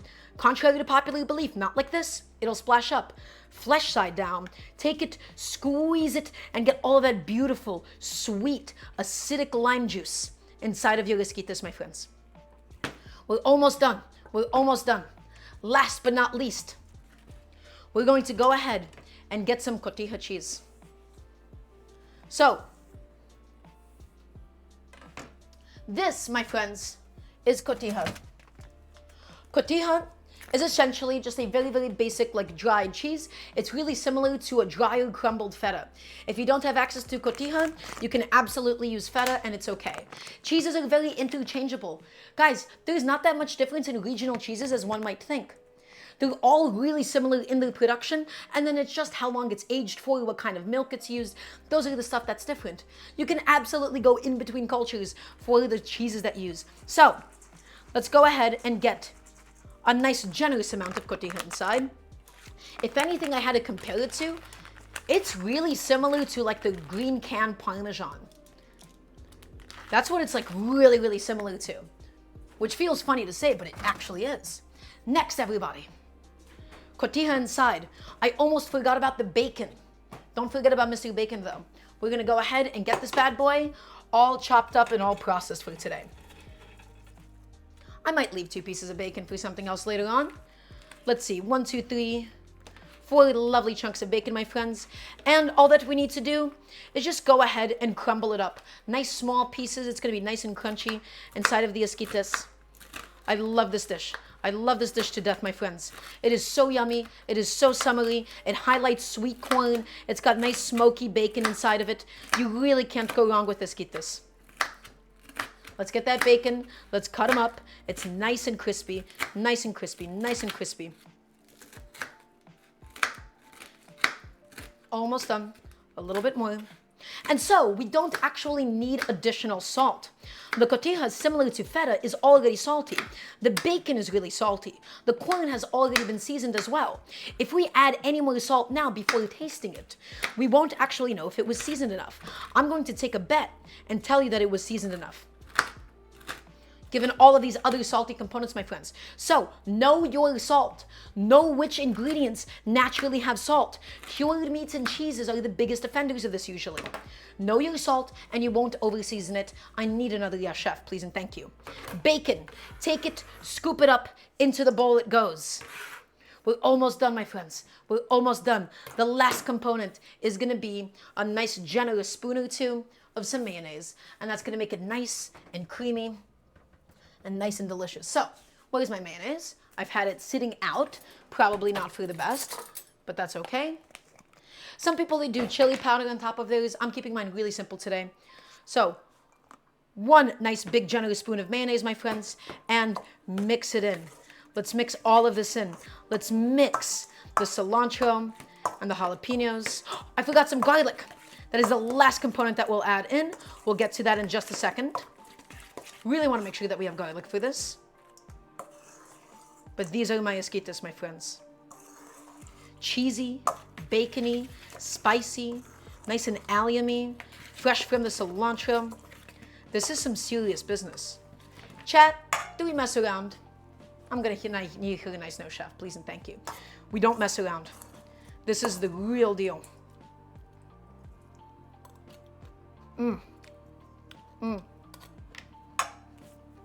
You're so, wow. So good, so yummy. I want more lime juice. That lime juice, that acidity, okay? It's just really gonna help to feel like things are freshening up a little bit. It's gonna help because we have so much cream, we have so much fat, we have the mayonnaise, we have the bacon, we have the cheese. The lime juice is there to balance it all out. So take it, squeeze it down, pour it all in, my friends. All of it in, all of it in. This is what esquites should look like. Take a look. Beautiful, isn't it? And now, last but not least, let's go ahead and get that garlic clove into the esquites. So, everybody, as you all may know, I hate chopping garlic. Chopping garlic is sticky. It is unpleasant. It is so much effort. I never cut garlic. We only use a garlic press on the show. Garlic presses make your life so much easier. Please take my word for it. Please go ahead and buy one if you haven't already done so. Here's all that we're going to do. I'm gonna actually get rid of this knife really quickly because I don't need it right now. We're gonna take it, we are gonna smash it down, and we smash it to peel the skin from the rest of the clove. Smash it down, smash it down. And now, look at what happens. We've smashed the garlic clove. Off it comes. Off goes the skin. Right? Just peels off, my friends. Let's go ahead and cut off the butts of the garlic. Oh, Shy Chica, I'm glad that your parents finally got you a garlic press. Take it and squeeze Mr. Garlic inside. Guys, this garlic is pungent. It is raw garlic. So, you don't need a lot. These are 2 little cloves. It's going to be more than enough for today. Do not overdo it with garlic for something like this. Okay? We're going to need more garlic later on. We're going to need it for the pico de gallo still. So we're going to have that out in a second. But now, my friends, let's mix that in one more time and taste it once and for all before we put it into the fridge to chill out. Look at my esquites. Look at this thing. Delicious, cheesy, creamy, a little bit spicy. Everything that you could possibly want. Oh, that is so yummy. Oh my God. Guys, you have no idea how yummy that is. I want a little bit more mayonnaise, actually. It looks like a lot, but I wanted to make the salad really, really creamy. What gives it the spice was the jalapeno in there. So I'm gonna do one more little spoon of mayonnaise, right? And it seems like a lot, but again, I promise you it's just gonna do a really good job of counteracting the like cheese that we have inside, but it's just gonna make the whole thing nice and velvety. Look at it. Look at that esquites, my friends. That is really good. So, cilantro, garlic, red onions, scallions, lime juice, charred corn, beautifully cooked bacon, mayonnaise,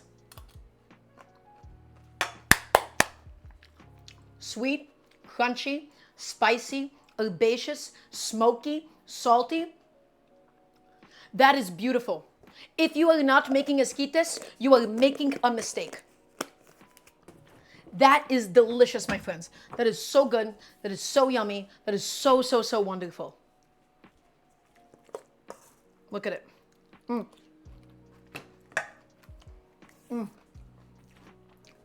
Okay, let's go put that into a container. The texture, the creaminess with the soft corn, the snap of the onions, and then the crunchy bacon. That is some serious textural variation that we have going on. We're not messing around. So let's get all of that piled up inside. All of it piled up, all of it piled up.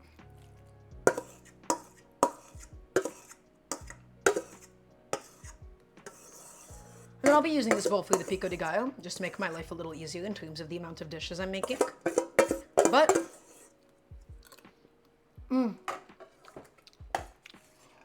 no bacon grease or anything. The bacon grease is going to be for the buffalo chicken. Guys, there she is. She's all ready to go. I'm going to just put this bad boy into the fridge until we're ready to eat. The esquites have been officially completed. Now let's go ahead and finish making the pico de gallo. Everybody, remember the tomatoes? You remember Mr. Tomato, don't you? I want to hear a nice yes, chef. Look at the sheer amount of liquid that has come out of those tomatoes. Look at how much liquid. Look at how much liquid has come out. All of this would have made your pico de gallo soggy. So, instead of that happening, instead of that doomsday scenario taking place, let's strain it out. Also, yeah, Filipino food is already becoming more popular. We're already seeing that happen now. Yeah, Filipino food is gaining a lot of international, traction. So, everybody, come take a look. All of this stuff is just going to be going into the trash bowl. We don't need the liquid. Look at the sheer amount of liquid that has come out of my tomatoes. Look at how much water has come out of them. This would have made your pico de gallo soggy. And chat, I don't want the soggy pico de gallo. All of that liquid. And so we're going to let this stand and drain. I'm going to go, do I need to dump out the water? Is it touching the bottom of the surface of it? It is. So I am going to need to dump out the water. And I'm just going to let this drain a little bit. Let it drain and we'll come back to it. So this bowl, this is where we will be assembling the rest of the pico de gallo, my friends. In goes what? My cilantro, my jalapeno, and it all goes. Okay, next, let's go ahead and get my lovely onions. Remember my onions that we've had soaking inside of the lime juice. We've had it soaking inside of the lime juice just so that we can kill all of the excess pungency. So red onions goes in.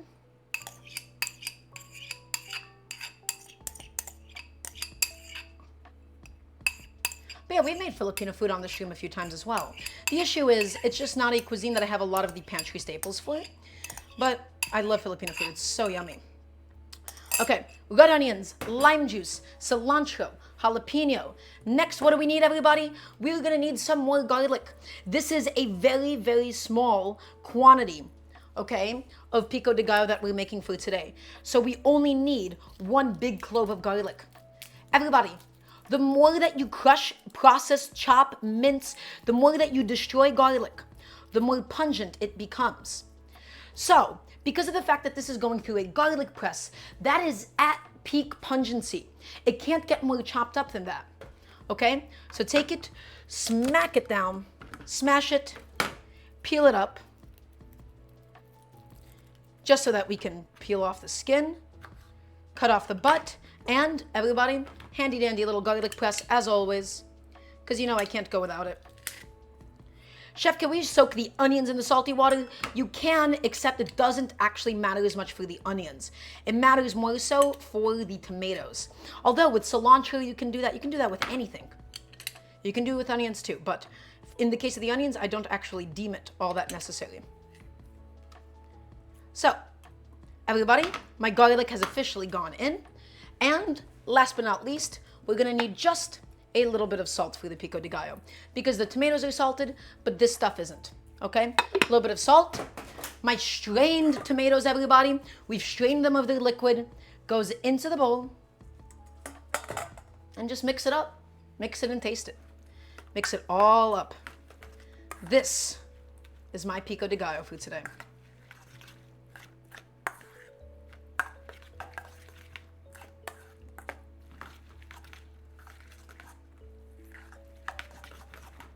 Get it all in there, get it all mixed up. I could have probably done my tomatoes even smaller.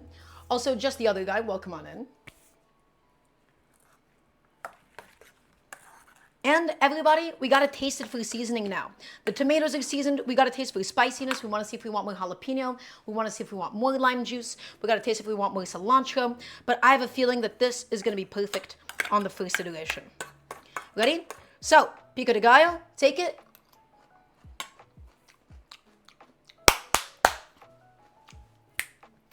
That's a really good pico de gallo. Spicy, salty, plenty of acid, jalapeno, cilantro, everything's coming through. I was completely right. It was ready to go on the first time. Wonderful. Everybody, pico de gallo finished, esquites finished. 2 more things left, quesadillas and the crema for today. I'm gonna throw this bad boy into the fridge now because that is now all done. I'm gonna take a second just to put a few things away, and then we can get to making the jalapeno crema. So, everybody, I love having this really delicious, this really green dipping sauce for my quesadillas. It's one of my favorite things time and time again. I love doing it. I love talking about it. So let's go ahead and get that started in just a second. Everybody, I hope you're all enjoying the show so far today. I have a feeling that everything is just going to come out really delicious. This is all simple food. It looks like it's a lot of things because we are making 4 different components, but the esquites are a meal in and of themselves. All of these things take up a little bit of time, but we'll get there. We'll get to that finish line, and it will be okay. So, I'm just gonna go ahead. I don't think I need my strainer for anything else today. I can probably just throw that directly into the dishwasher. I'm also going to go ahead and clean up my cutting board, and I'll be putting a few things away. Everybody, when we cook at home, we clean at home. So make sure that you're picking things up as you go. The last thing that you want to do is end up with a really dirty kitchen at the end of the day. Okay? So, I don't think I need my garlic press for anything either. Garlic presses are not difficult to clean. Just clean it before it dries. Clean it when it's wet. While it is still wet, poke the holes with the brush so that the garlic does not dry and stick inside of it. That is all the cleaning it needs. So simple, so easy. A little bit of soap in there too. I don't need to stick it in a dishwasher. I used to do that, realized it was stupid. Poke it, and out it goes. Okay. So, what else do we have to do, my friends? We have to go ahead and make the crema now. We have to go ahead and get all of the components ready for it. We're gonna get some lime zest, some lime juice, some sour cream, some jalapenos. A lot of these components are very similar. That is very characteristic of Mexican cuisine, which is you share a lot of the same ingredients and then you just do a lot of different things with it. And no, Shai Chica, I just use a plain old vegetable cleaning brush or a plain old like dish washing brush. That's all that I use for it. Okie dokie. So let's go ahead and get to my components for that all ready to go, everybody. Excuse me. So this is the red onion that we'll need for today. That's already perfect. The other thing that we're going to need is going to be another big old garlic clove. You only need 1. Everybody, raw garlic, the more that you process it, the more pungent it becomes. 1 garlic clove is going to be plenty. So take it, smash it, because it's all going to, it's all going to get blended up. It's going to have that pungency. Don't worry about it. And I'm just going to chunk it up for my blender. Get that ready to go. Awesome. Next, let's do my cilantro now, please. My cilantro, remember, we blanched it and we have slowly gotten the water out of it. The only thing I want to do, guys, is I really want to pat it dry. I don't need excess liquid going inside of my crema. It'll water it down, okay? It's not gonna have the creamy texture that we're looking for. So really, really thoroughly make sure and take great care to make sure that this is as reasonably dry as possible without wasting too much time. I still hate to cook, but make for others, Jack. Jack, if I'm cooking for somebody, I love what I'm doing. There's very few dishes I hate to make besides in a home setting. In a home setting, if I'm baking, I get easily stressed out. So, onion, cilantro, garlic, next jalapeno, and we will just be starting with half a jalapeno again, because if we have too much jalapeno, we can't take it away. Everybody, you can always add more, but you can't take any away. So, jalapeno, take it. I'm just gonna go ahead and add in a few chunks of it, just like so. And this is all going to be for the crema. This guy I'm going to still put behind me. We might use the rest of it. We might not. We'll end up seeing what we do. Okay? Everybody, another component that I really want to have. We are going to get some lime zest. So, the majority of the aroma in any citrus, the majority of its flavor, you can't have flavor without aroma. Okay, otherwise you're only tasting sweet, salty, whatever. But the aroma of the lime is stored in the outside. Not the white part, not the juice, but in the exterior skin. We're gonna use something called a microplane. You could use a vegetable peeler instead, but I'm using a microplane for today. Everybody, all that we're going to go ahead and do, ready? We're going to take it and we're just gonna be sliding the microplane over the green part of the lime. Don't go too deep. Less is more. If you go too deep, you're gonna get the bitter pith of the lime instead. The zest is already a little bit bitter, but it has all of the aroma. This white part, we do not touch. Only the green, my friends. Only the green. So take it and just slide it off. Take it and slide it all the way around. Slide it all the way around until we have all of that beautiful lime zest. Okay, we're gonna get all that lime juice too. Don't you worry. It's got cilantro, jalapeno, red onion, garlic, lime zest. And now, let's go ahead. We're gonna cut this bad boy in half. Where's my paring knife? There she is. Okay, and I'm gonna juice this directly into my blender cup for today. So, everybody, I have some very good news. I have some really good news that I'm actually quite excited to talk about, if I could find where I put it. Aha. I, Daramgar, the one and only, I own a Vitamix now. I've wanted one for basically since I've started cooking. We had Catherine Queen ever so generously buy this for us. We own a Vitamix. Oh yeah, I'm really happy about this thing. So, let's go ahead, oops, excuse me. We're gonna go ahead and begin juicing this bad boy up and add it directly into the blender cup. So, everybody, by the way, really easy. Get the zest before you juice it. Some people, they get the juice and then they're like, oh wait, it's already all squished. So much easier to do it when the lime is actually intact. Let's go ahead and just juice the lime inside. Where's my citrus press? There she is. Excellent. Take it and juice it. And everybody, once again, less is more. I don't want my crema to be too watery. This Vitamix might be overkill. I just really wanted an excuse to use it. This is absolutely 100% overkill. We're starting off with half a lime's worth of juice. If we need more, we can add more. Next component, sour cream. How loud is she? A little bit loud, but not actually as loud as my other one. So, not bad at all.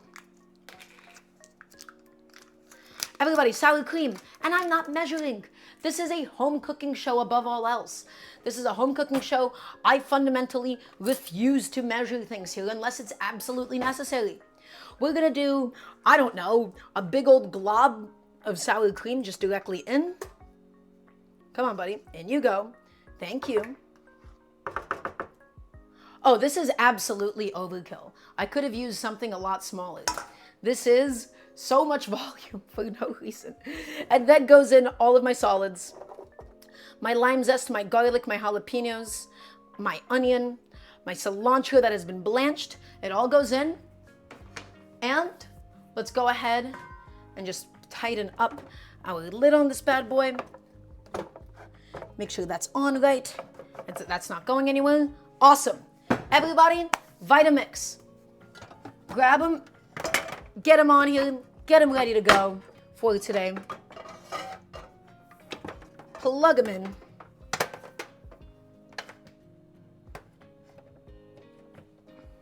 It is currently off, which is exactly what we want. We're gonna be setting it on variable speed, okay? We add in my Vitamix that's almost a little bit too tall for the camera, actually. This isn't a very good camera angle. I think this is actually a better angle, funnily enough, okay? I'm gonna be using this just to make sure that everything gets poked and pushed down properly. And we start off on the lowest speed. Lowest speed, just to get everything roughly chopped up, my friends. Get it all chopped up, and then we'll turn up the speed as it goes. So, it's gotten everything chopped up. Now, we can increment the speed, my friends. Although it is shaking a lot, I don't really know how stable this surface is for it, but that's okay. It doesn't actually feel all that stable. Okay, let's try that again.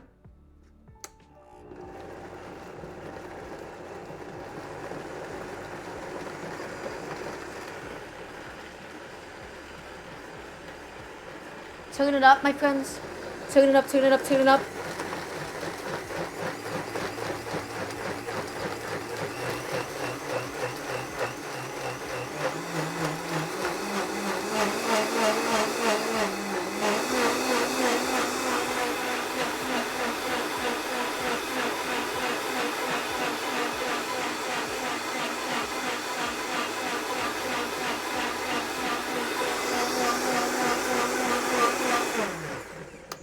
So, that got mostly blended. That's a lot of volume inside of there, so a lot of it ended up splashing up to the edges. And so I don't think I got as much of a blend as I would have liked to. So, my thinking is, let's go blend it even more. Maybe it needs to be on the counter. That could be a possibility. But we'll do some risky cooking practices here occasionally, everybody. I think that's fine. Blend it up.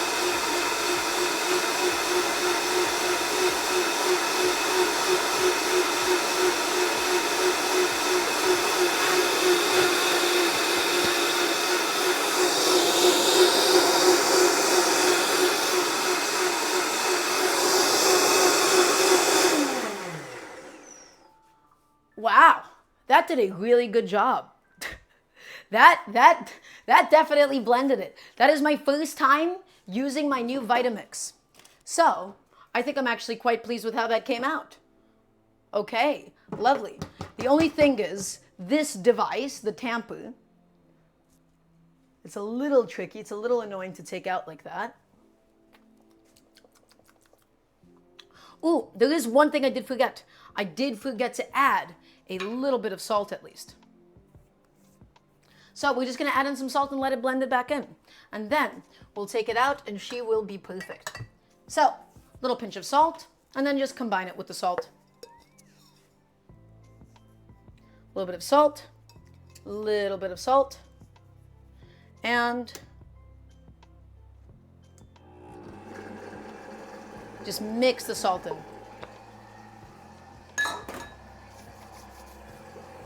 Come on, buddy. You can do it. So, everybody, my crema is all done. I got so little volume in such a massive container. Please remind me to please not be stupid about this in the future and actually use a tool that is for the right size that we need. But I'm gonna go ahead and transfer this over into a proper container. And with that being said, everybody, my crema should now be complete for all of my uses and purposes today. I'm just gonna move a few things away, move a few things aside. So please forgive me for a second. I made a bit of a mess, so I have to clean a few things up here. Gotta put my sour cream away. I love sour cream. And then we'll do one last recap session before we do the buffalo chicken quesadillas. So good, so delicious, so yummy. Hope it turns out well. I have to go. Well, Orangutan Wiki, it was lovely having you here nonetheless. I hope you have a lovely rest of your evening. Hope you have a good night. Okay, I am going to go ahead and grab a little container for this guy. And I'm going to go ahead and just pour it all in.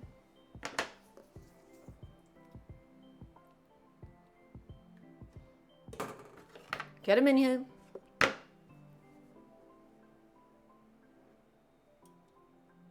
Oh, okay, maybe not pour with this thing. It's still attached. Alrighty, Splatter Booth. Well, thank you for being here nonetheless.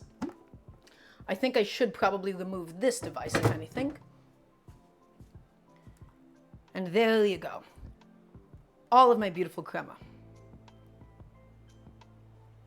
All of it has come out. It is nice and vibrant. It's got that beautiful green color. Everything in there has been properly processed and blended. This is amazing to have with chips. This is amazing to have on tacos. It is so nice to have, and I love having some of this with my quesadillas, my friends. So, perfectly blended. No chunks. That is the smoothest blend on a crema that I've ever gotten. Oh my God, Vitamixes are strong. That is so, guys, that is just perfectly consistent. Let's give it one more taste. Delicious, acidic, spicy, salty. It's got everything in it that we possibly want. Let's go ahead and throw this bad boy into the fridge. That is my crema. So, I'll put that guy away. And then that will be used as a garnish later on, my friends. Oh yeah, I think the Vitamix I'm quite pleased with. I have no opposition to the Vitamix at all at this stage. Now the only thing is, I really want to clean this thing before it dries off. So everybody, do I have your full attention? I want to hear a nice resounding guest, chef. It is lovely to have all of you. We're about to get into the actual quesadilla making process. Right now though, I want to wash this before this dries out. Because once this dries out, it'll be so much more annoying to clean afterwards. Okay? And by doing this process now, we're going to be filling this up with some like warm, soapy water. And then reblending it to get everything just properly cleaned off. So I got some soap, I got some water in there, and I'll just take a second to blend it and clean it up. So I have to say, I'm very impressed with the power of the Vitamix. It is strong, it is powerful, it did everything I wanted it to do. I'm happy. I'm really happy with this tool. It takes up a lot of space. It takes up a freakishly large amount of kitchen space, but I can't really complain all that much. So, got it filled up with some soapy water, and this is just good blender maintenance. Everybody, it is so much more difficult to clean things in a kitchen after they're already dried. Cleaning them almost immediately is so important in making sure that nothing just sticks and dries. Blenders, they have the blades sitting under it, right? They have the blades sitting under it, and if food dries under there, everybody, you already know how annoying it is to clean stuff off the blender. You already know. So, by cleaning this while it is still wet is imperative, everybody. It is imperative because otherwise you're going to be left with a mess for later on. So, we're just going to make a little soap crema smoothie. Also, Homelander, that sounds delicious. Also, welcome on in. It's lovely to have you. So, I got that bad boy in. I got some soap in there. I'm going to put it back on and let it blend one last time just to feel something. Put the blender back on. Rather my blender station back on. Come on, Vitamix. Up you go. Thank you. Thank you dearly, in fact. And one last time, just for good measure. In you go. Thank you very much. Slap a little thing on it.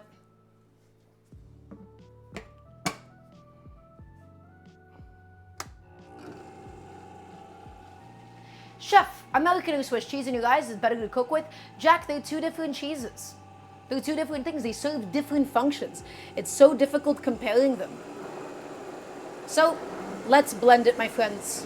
Let's blend it, let's blend it. Let's get this whole thing all cleaned off. So much easier to do this now rather than later. You can see it's just reaching the top.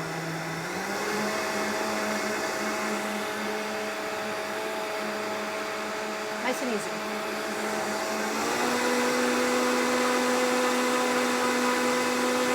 And just let it go for a little bit.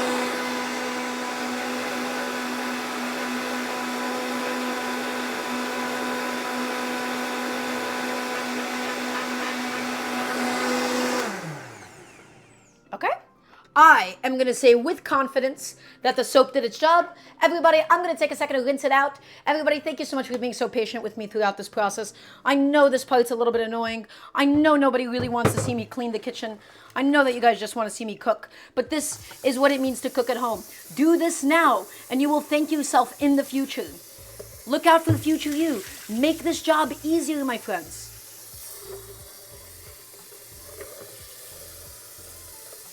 So, I'm getting all of this lovely stuff rinsed out, and then we'll flip it over to dry. I know, not exactly the most glamorous part of the job, but this is all what it means to cook at home. Okay.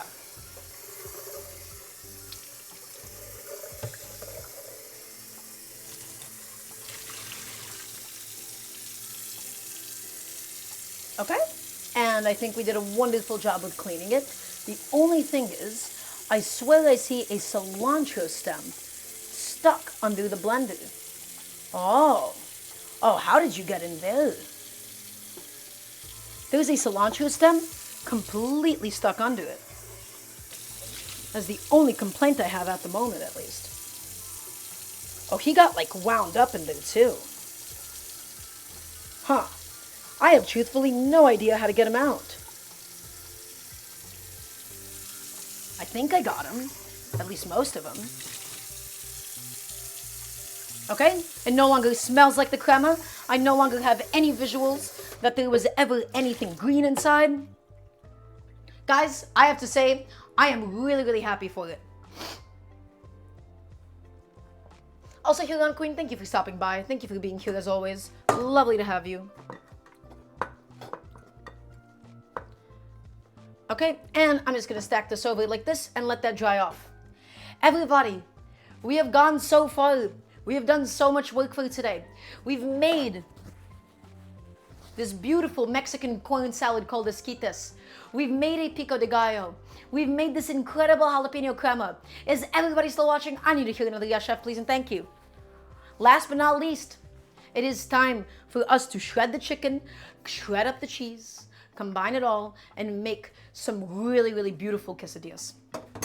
I'm gonna just rinse off this big bowl quickly. Get this ready to go for my purposes. This just was where the esquites was mixed in my big old salad bowl. And I'll just take that and dry that off. Okay.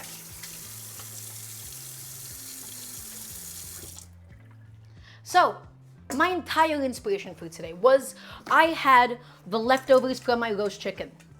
I wanted to do something interesting with it, and I wanted to give it second life. An amazing thing that you can do with leftover rotisserie chickens, leftover roast chickens, any just sort of chicken meat that you have that's already been cooked and we didn't season it too heavily, is shred it up and do something else with it. That was my inspiration. That's why I wanted to do my quesadillas for today. I wanted to use my chicken, give it new life, and show you all how to transform an already cooked product. Okay, so let's go get shredding. Let's go get my chicken out of the fridge. And we just gotta shred it, we gotta rip it up, and we gotta toss it into the bowl. So, I have all of this beautiful chicken. I'm gonna go ahead and put on some gloves, and everybody, there is no right or wrong way to shred it, right? It is entirely up to you. There is no right or wrong way to do this. So, really my biggest advice here is just to go at it. Go at it, and you'll end up okay. Okay, I'm just gonna get rid of a couple of things I don't really need anymore, and I'll clean up my station in a second. Okay. Just get rid of all of this stuff, all of this garbage off of my cutting board. Again, another reason to have a bench scraper if you don't already own one. So good at cleaning up your station. So, chicken, already been cooked. Beautiful roasted chicken that we did ourselves here. Okay, this is the breast. I'm gonna be peeling off the skin. The skin itself, while really nice and delicious when it's fresh, when it's already been sitting in the fridge, it's just gummy and stale. I don't use the chicken skin when I'm actually considering just the meat, my friends. Okay, so the chicken skin, off it goes, no use for that, not even in the slightest. Okay, out it goes, out it goes. I want that breast. I want it, and I will have it. We're going to take it, and we're just going to gently peel it off of the rest of the carcass. Under it lies that beautiful, you can see, that's the chicken tender, my friends. Under it lies that beautiful tender. Okay, and it's gonna have some bones. That's okay, we're gonna process it. It'll all work out. It'll all be okay. I'm gonna take this chicken tender and just pop it off. I'm gonna take this chicken tender, and I'm just gonna pop it off. Awesome. So, everybody, If you ever buy rotisserie chickens, this is an amazing thing that you can do with them. Get it off the carcass, shred it up, and use it in something else. You can also save the bones and make another stock out of it. It won't have as much flavor as if you're working with raw bones, but it still has so much that it can contribute, theoretically at least. Okay, so we got all of the big chunks of meat off of Mr. Carcass. We can get rid of the carcass. Everybody, let's process the breast. The breast, once we've made sure it has no bones in it, you can just see it beautifully shreds up, and I want it shredded. I want it properly shredded, my friends. I don't want massive thick chunks. The goal of this is for the chicken to be so thin, okay, that it basically soaks up the sauce. If your chicken is in too thick of pieces, it's not going to soak up the sauce. You're creating a mop. The chicken is the mop for the sauce, my friends. So, keep it going. This isn't a technique. There's nothing crazy to this. The only thing I'm just pulling it alongside the meat and being careful not to rip up the length of it. But I'm making sure that it's still getting shredded nice and thin. So how's everybody doing? Rudo, you did this method for some flautas today? I love flautas. I love them. They're so delicious. Do I intentionally blend in motivational quotes when I'm cooking, chef? Shy Chica, I don't know if it's intentional. I think I just talk this way.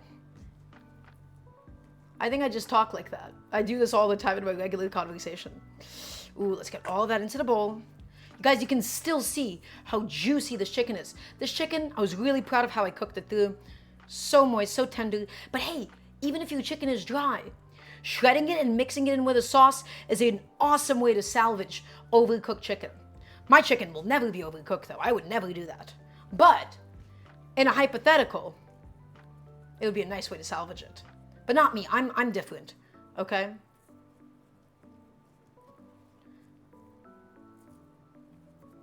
So, get it all shredded. Get it all shredded. Get it all shredded. Keep it shredding. Keep it shredding, my friends. It'll take a little bit of time. A fork can make your life a little bit easier. I just really want to be careful to make sure that my chicken pieces aren't too ripped up. Okay? I want them in nice long fibers. But what I don't want to do is break those fibers. I want to keep all of that length on the chicken, my friends. So just shred it up. Shred it up. Do the job. Do what you got to do. And get that all into my bowl. Perfectly shredded. So tasty still. Wow. I did a really good job with this chicken last time. Just simple. Nothing crazy going on at the moment, everybody. Just really, really basic shredding chicken. And then we got to make the buffalo sauce. We'll be shredding up the cheese in the exact same way. Oh, what is the process of getting the emotes? Amazing question, two dads kissing. The answer is soon, I promise. I'm really, really sorry about this. I've just been so busy. I've had so many things going on. So I know that's no excuse. I'll get everything in here. I promise. We'll make this channel shine.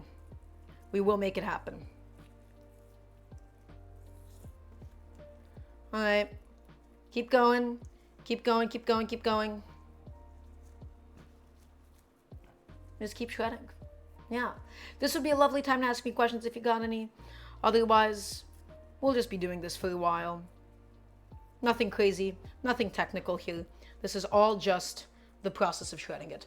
And I don't think I'm going to be shredding my chicken legs or anything. My buddy, Little Dude, says this is his favorite stream. He watches you every day, so excited to be here. Well, Pineapple Menace, lovely to have you. We're live every Wednesday, Friday, and Sunday. I'm here to teach people how to cook at home. And so if you have any and all cooking questions, it can be about this dish, it can be about something else. I'm here to help out. So it's lovely to have you. We're making some quesadillas today. You can type in ! menu if you want a full list of all the things we've made. We already made Esquites, which is this really lovely Mexican corn salad. We already made the Crema. We made the Pico de gallo. And now last but not least is making the buffalo chicken quesadillas themselves.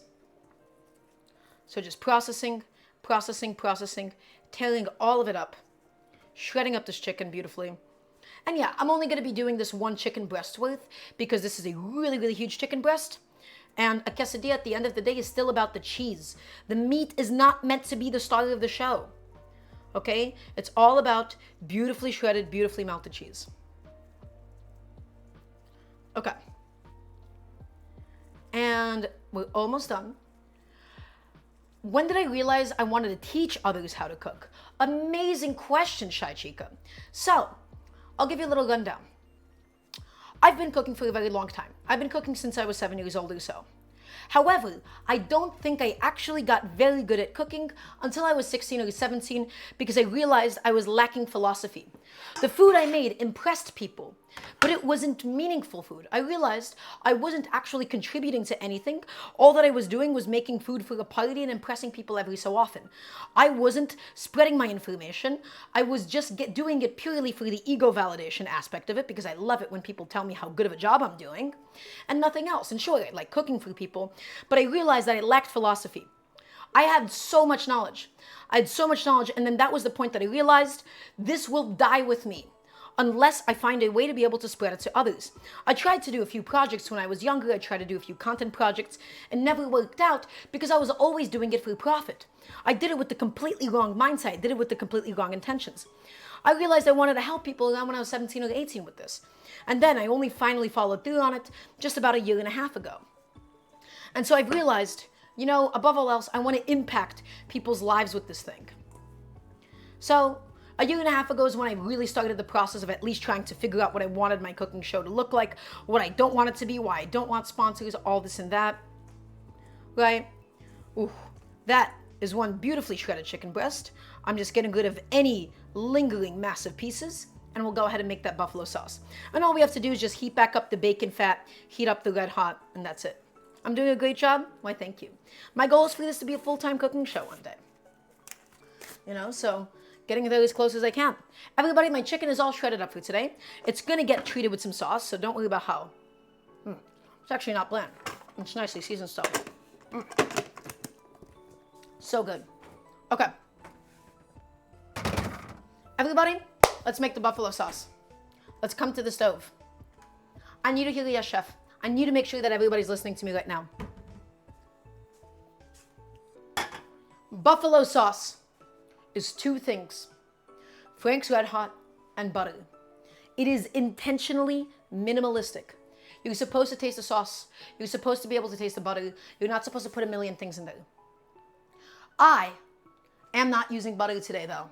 I already have some gorgeous bacon fat from making the bacon itself. And so, instead of using butter, let's just use the bacon fat for this, and that'll be great. I'm going to take it, I'm just going to melt it down. The sauce doesn't need to be hot. We just need it to melt back down because the bacon fat, it's cooled off ever since. And we're going to be dumping in roughly, depending on how spicy you want it, a medium, the classic buffalo wing, 1-to-1 ratio of fat to hot sauce. If you want spicier, add more hot sauce relative to that. That's all that it is. That is all that it means to make buffalo sauce, my friends. Heat it back up, and I'm adding in a similar quantity of Frank's Red Hot. Specifically Frank's Red Hot. That is a traditional, that is a classic for a good buffalo wing. And all that I'm doing at the moment, my friends, is just making sure that this gets all melted enough that we can easily mix it all in. And that's it. That's all that buffalo sauce is. It's so simple. It's so delicious. We could probably stop the heat now and just mix the rest of that Frank's Red Hot in with the butter. And it's going to separate slightly because it is fat and water. And that's okay. Just let it do its thing, my friends. We'll mix it in and it will be delicious. Wow. That is bacon fat buffalo sauce. Guys, that tastes profoundly of bacon. That is so good. That is so yummy. That is so delicious. Okay, so here's what we're going to do.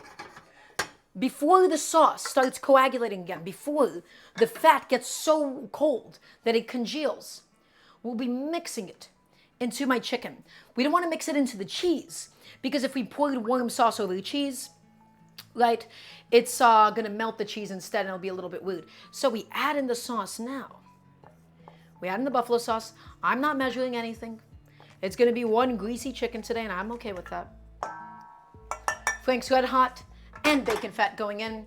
I'm going to grab a glove, and I'm just going to go at it. I'm going to make sure that the sauce is all over the schmeat, my friends. Look at it. Beautiful. Have it soak up the sauce. Have the chicken become one with the buffalo sauce. This is why shredded chicken is so amazing. This is why you can repurpose old dried chicken. Because by shredding it, you've created this mop. You've created this meat mop. And it can just take in the sauce. Just like so. And really, really, really, everybody, break up the shreds. Break up the shreds. Break up the shreds. Break it up. Make sure that the sauce goes thoroughly inside of the meat. And it's going to get cold and it's going to congeal again, but at least the sauce has now covered my chicken beautifully. And we can have a little taste of it.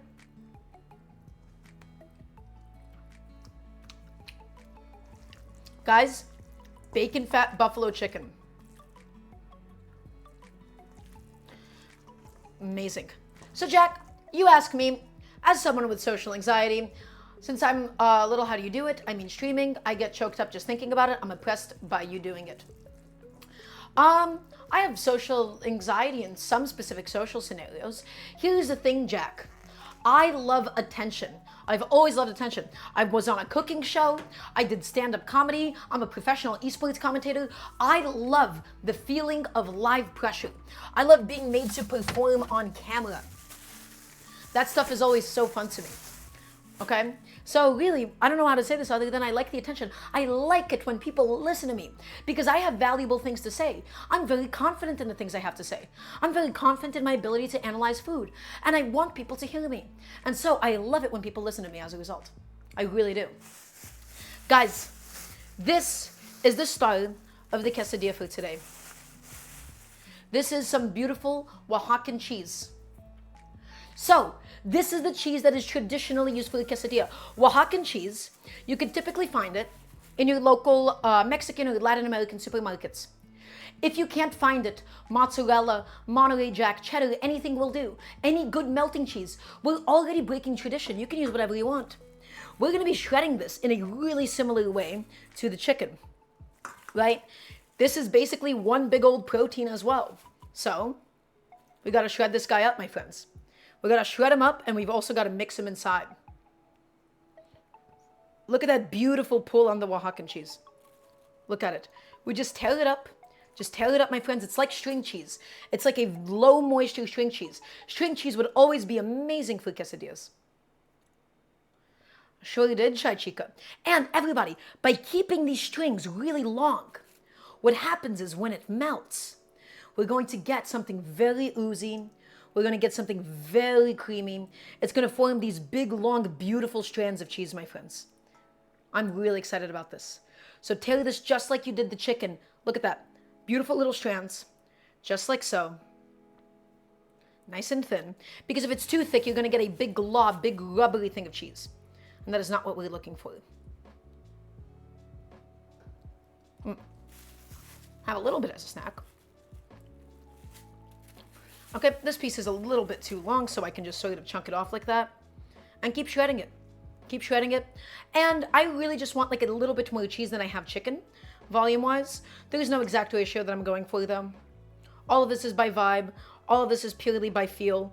Shred that cheese, my friends. Shred it up. This is why Oaxacan cheese is so easy to work with. We don't need a cheese grater. We can just shred this up completely and totally by hand.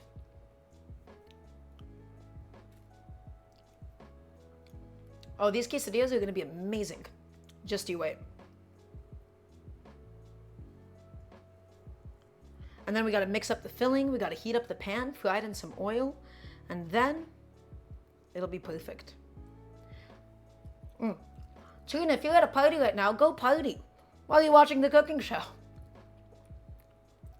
You got priorities. Okay. And I have a little bit more cheese here. I'm going to mix it up. I'm going to see how much cheese it is relative to the chicken, and then I'll make a decision if I want more or not. Okay? Oof. There we go. There we go. There we go. Get all of that lovely cheese inside, my friends. That beautiful Oaxacan cheese. I love Oaxacan cheese. It is so delicious. It is so yummy. It's got an amazing pull. It melts exceptionally well. Another equivalent, if you can find it, usually in Eastern European stores, Solguni. Solguni is really, really similar. It's a Georgian cheese. And now, just mix it up. We're going to add a little bit of salt, though. The cheese isn't the saltiest in the world. The buffalo sauce is, and the chicken's not the most. So A little bit of salt goes in, and everybody just mix it up. Mix it up, mix it up, mix it up. And then we'll get this lovely mass.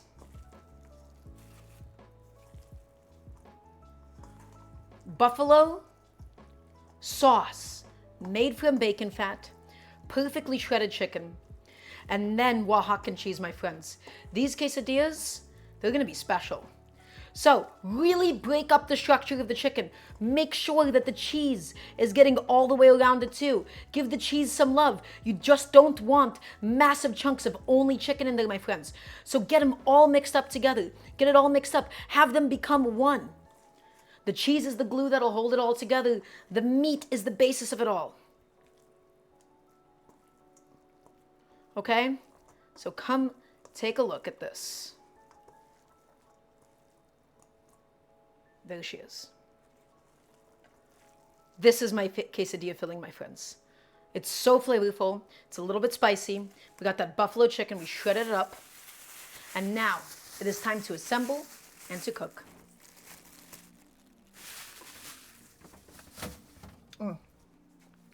Everybody, this is the final stage. This is it. We are here. We're going to make the quesadillas now. And then we are going to call it. We're going to serve it up. We're going to plate it up with the Esquites, with everything that we've worked so hard to make together. And so, let's go heat up that pan. Everybody, the goal is to heat up this pan slowly. I need to hear another yes chef right now, please and thank you. Your pan is going to have hot spots and cool spots. It's a big pan, especially if it's on a gas or electric burner. If you have induction, it'll heat it up much more evenly. I want my quesadilla to evenly brown all the way around it. And if you heat it up too high, you're going to have hot spots and cool spots, and on the edges, it's not going to get brown. So heat it up, everybody, on a medium-low heat, so that it heats up evenly, my friends. A little bit of peanut oil. We want a nice neutral cooking oil because we're going to be doing this at a medium to high temperature. So, peanut oil. Not too much. The peanut oil is going to help the heat to conduct evenly. But too much and the tortilla will absorb all of it. We need roughly, I'm going to say a tablespoon or so. Okay? So, peanut oil. There you go. We're going to do that much. And now everybody, let's go ahead and stuff some quesadillas. Okay? So the oil's in the pan at the moment. We're going to grab a plate and we are going to start making some quesadillas. I'm really excited about it. We could also do one with some bacon in it. That could be fun. But right now, we're going to do it all simple, all natural. Nice big flour tortillas, my friends. I don't have the best quality flour tortillas. These are just kind of whatever quality store-bought ones. Let's rip open that package. Somehow. Thank you. Get a few things out of frame. And tortilla on. These guys, they're actually not so big. These aren't going to be the world's biggest tortillas. These are not going to be the world's biggest quesadillas, that is. Okay? Do I cook with cast iron? I do not, and that's because I live at home with my mom. So I don't actually cook with cast iron at the moment. But I'm moving soon. I am moving soon.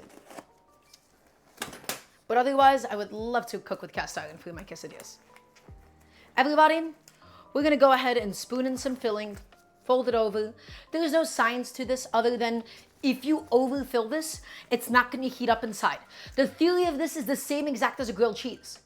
Avoid putting in too thick of a clump of cheese because then it won't melt and it'll just be gummy. The goal is to cook it slowly, my friends, and do not overdo it with the filling. So look at my buffalo chicken. Look at my lovely Oaxacan cheese. Look at it, my friends. All of it inside. All of it ready to go for today. Just get it in there. All shredded up. She is so beautiful. She is perfect, isn't she? Okay? Now, make sure that we're getting this to the edges. About like half an inch from the edges. I don't want to have a quesadilla blind spot. I don't want to have a cheese blind spot. Okay? So, nice and even. Make sure it has enough gaps of air because the cheese is all gonna melt out, my friends. Okay? And then all I'm gonna do is I'm just gonna take it and fold it over. Just fold it over perfectly in half, just like so. And don't worry about crimping it shut or anything. Just make sure that it's flat. Make sure that it's flat. Make sure that it's flat. Just make sure that it's flat. This guy might be a little bit too thick for today, but I don't mind a thick quesadilla. I don't mind them thick sometimes. Well, all the time, actually. And everybody, let's do the same exact thing. Nice little handful of cheese. Handful of cheese. There it is. That is perfect. Handful of all of that filling going in. And then we'll stack it up. So make sure, again, not completely to the edges, just reasonably. And the cheese is going to be the glue that holds all of this beautiful stuff together. And we're going to have such amazing condiments. We're going to have such amazing dipping sauces. We have the Crema, we have the Esquites, we have the Pico de gallo too. Serious business is afoot. Open it up slightly, open up the structure so it's not in just one massive thick clump. Fold it down, press it down, move it aside. Lovely. And so I think I have enough filling to make 2 more quesadillas. Let's go ahead and keep going. So everybody, I just need my oil to be somewhat hot, somewhat ready to go for today. Not too hot. If it's too hot, again, what's going to end up happening is the outside will crisp up before the inside is even remotely melted. Medium heat is the key for a quesadilla. Medium heat, everybody. Next tortilla. And fill it up. I have enough for 2 more, it seems. So we're going to make sure that we do all of them. Actually, I'm going to just make a little bit of space for myself. I'll put that on here for half a second. What's the difference between a quesadilla and a burrito? Jack, a quesadilla is specifically something that is flattened and folded over on itself in half. And it features cheese, although it doesn't have to. In Mexico City, you can absolutely get a quesadilla without cheese, which seems counterintuitive, but you can. Otherwise, the difference is that a burrito is all about the other fillings. The cheese is not the most important filling inside of a burrito. It's meant to be an amalgamation. It's supposed to have some rice inside of it. It's supposed to have some beans inside of it. It's supposed to be a full meal all in one. Okay? Everybody, that's 3 quesadillas. And now for my last one. Let's grab them. Let's get them ready to go. Let's fill them up. This one's going to be really thick, and I'm okay with that. I could have probably put a little bit more filling into the other one, but that's okay. I sure have made homemade refried beans. I love refried beans. I love them to death. We've made them here on the show plenty of times. I can promise you that, I'll. If you want, you can go into the VODs. Definitely did them in the past. We'll do them again at some point in the future. I love refried beans. I love beans. Can't get enough of them. Okay? And fold it over. Flatten it, nice flat surface, everybody. And my stack of quesadillas is ready to cook. 4 quesadillas will be made out of all the filling that we have prepared for today. My peanut oil on the stove has gotten nice and hot, slightly shimmering. Okay? And now we just have to make sure that we have a station ready for this to go on. Okay? So, we'll just set up a wire rack. We'll get that all prepared. And then, my friends, we'll be able to eat. Oh yeah, I guess I didn't do it with the bacon. I forgot about the bacon. Oh well.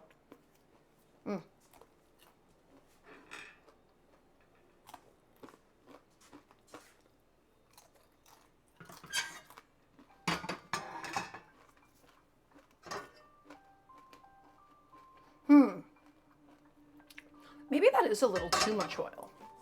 I'm looking at that amount of oil, and I'm going, it might be a little bit much. The quesadilla will absorb a very good amount of it. Yeah, I think that might be a little bit much for today. So, I'm just gonna go ahead and get some of it out right now. Just while I have a second before we do cook.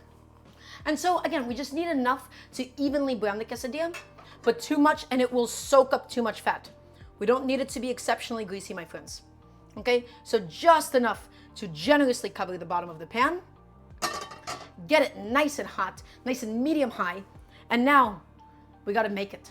So we add it onto the pan, we give it a couple of minutes per side, then we flip it over, take it off, put it onto the cooling rack, and then rinse and repeat with my next one. The process is so simple, it is so easy, anybody can do it. I'm gonna be using a fish spatula, one of my favorite tools for the job. And so everybody, let's go ahead and lay it in. This is the final step of our cooking for today. We gotta make the quesadillas, slice it once it's done, and then we can eat. Slide it in, that's one. Keep track of when you add them. Everybody, in order to make sure it evenly browns, you're gonna wanna press down on it, and then you're gonna wanna rotate it every so often. Medium heat is the key. It's the same exact concept as grilled cheese. Bread browns fast. If you brown it too fast, you will get scorched quesadilla and unmelted cheese on the inside. Everybody, I need to hear a nice yes, chef. I need to make sure that you've all just heard me. I need to make sure that you all understand this concept. Rotate it again. And we're gonna keep rotating it over and over until it looks nice and beautiful and golden. And make sure that all of it is in full contact with the pan, right? Because we want it to get nice and crusty. We want it to get nice and golden. That quesadilla is gonna be perfect. And now we can take a little sneak peek. Excuse me. Okay? Still needs more time, and that's okay. Give it that time. Give it that love. Give it that effort. Give it that affection, everybody. You will be rewarded with something really magical. And keep rotating it. Rotate it, rotate it, rotate it. Press it down. Lovely. As you all may know, if you've ever tried a pan-fried bread, you know it goes from golden brown to being burnt in a flash. So keep an eye out. Keep it in mind. Right? I'm gonna take this, I'm gonna inspect it for a second. Look at that crust. Look how beautiful that is. Flip it over, my friends. That's what I'm talking about.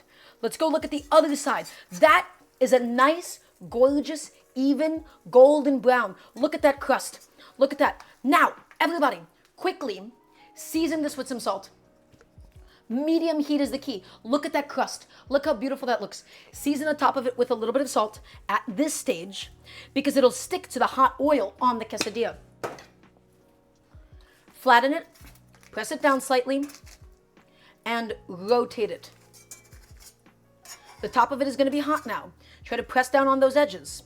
Everybody, slowly, so that your cheese has a chance to melt. If your heat is too high, you will once again crisp it up too much before it steams and before it melts and before it gets ooey and gooey and delicious just the way that you want it. Needs a little bit more time. These first quesadillas are not going to be the best ones. I think my heat was still a little too high for them, but that's okay. We're just going to rotate it. We're going to make sure that they keep on evenly cooking up. And it gets puffy and it gets delicious. Look at those quesadillas. Look at those things. That is a work of art. So simple, using up leftovers, and yet we're giving it so much new life and making it into something that is truthfully greater than the sum of its parts. Let's go look at this other side really quickly. I can already smell it beginning to scorch, so I can tell you with confidence that this side actually just might, oh, excuse me, that's a really hot quesadilla. I'm gonna just flip it over like this for a second just to see how it's doing, and it's a little bit too far, but that's okay. So, what did that just tell us? Everybody, lower heat. Lower that heat. If it's too hot, it will just not cook on the inside. That's kissing is purely for the sake of general seasoning. Now, I can tell that my pan has gone too hot because it is currently smoking. So I'm wiping out anything in there that could have possibly burnt. I've shut off my heat. I've shut it off. I'm giving it a second to cool back off, my friends. Give it a second. Be patient. You will be rewarded for all of your efforts.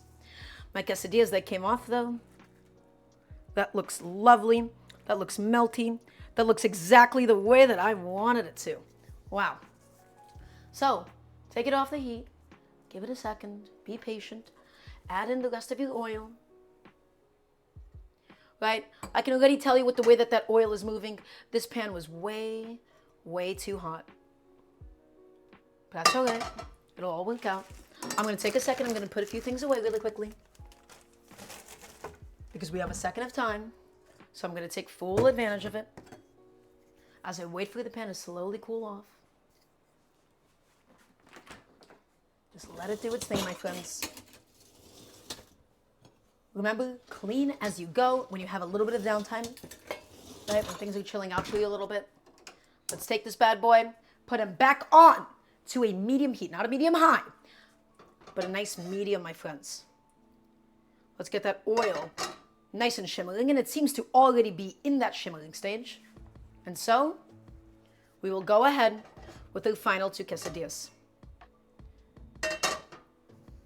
And on she goes. Low, medium low at this point is what I'm doing. And everybody, flatten it, press it down, make sure it's evenly cooking here. No blind spots whatsoever. Actually, there is some sticking here, and I don't really know what that's attributed to. Maybe just like a little something that slid off. Yeah, this other tortilla right now, he's being a little bit annoying at the moment. But there you go, my friends. That's what we're looking for. That's what we want to happen now.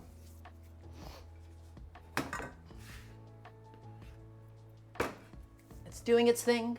It's gently cooking up.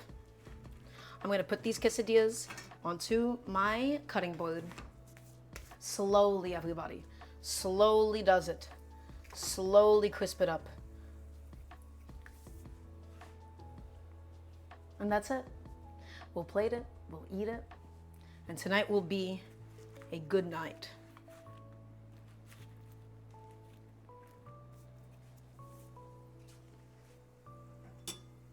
Okay, let's check on the bottom. Right, golden, but a little bit too pale still. I want that to be a little bit darker, my friends. Let's check this one, just in case they did not cook at the same rate. Although that really shouldn't be the case. Right, pale, but not as far as I want it still. So put that bad boy back on down and let it keep slowly crisping up.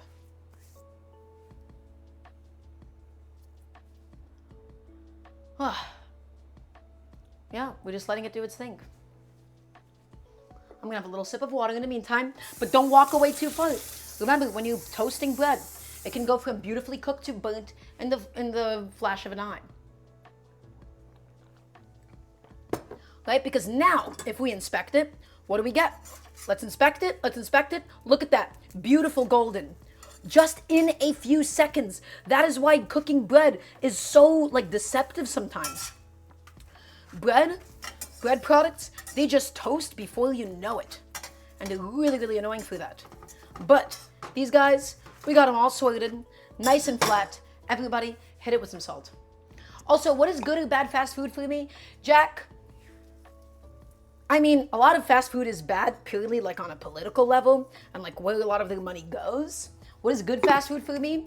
When it's cheap and when the quality matches the price. So I used to eat a lot of Taco Bell, and I still love Zaxby's. Zaxby's is just a regional chain in the United States. Most places in the United States don't have it, but anytime I'm in the South, I love Zaxby's. That is my favorite fast food. Best fast food tenders. They're phenomenal. Okay. Everybody, the second side, for whatever reason, because in the presence of less oil, it does tend to cook a little bit faster. So, the second side, just make sure that we're being really, really careful with it, okay? I'm just gonna inspect it really quickly. Well, the best that I can. I think I'm gonna inspect it by like lifting it up all the way. Okay, and now I can say it needs a little bit more time. I'm gonna inspect it by lifting it up and just going under it. And this one is actually gonna be all ready. That's that lovely buffalo sauce seeping out of it. And this one's gonna need a little extra time just to catch up. Okay, everybody, we're almost done for today. This bad boy is ready to come on out, I think. Let's go check him one more time. That looks perfect. Everybody, my quesadillas have officially come off the heat.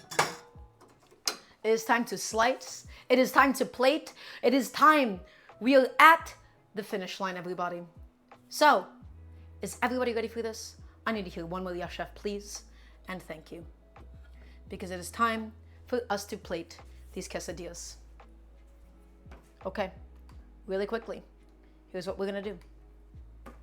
We are going to start first our condiments. These guys that we cooked earlier, we're gonna do them later. I'm gonna just wanna get the freshest ones for myself right now, for the camera as well. So, remember all of these incredible condiments that we've worked so hard to make together today. My pico de gallo, my crema, and my esquites. So, in goes my lovely pico de gallo.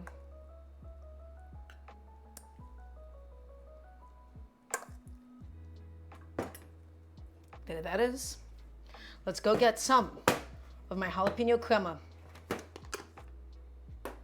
to dip the quesadillas into. You can see it's thickened up nicely as it sat in the fridge and solidified again and cooled down.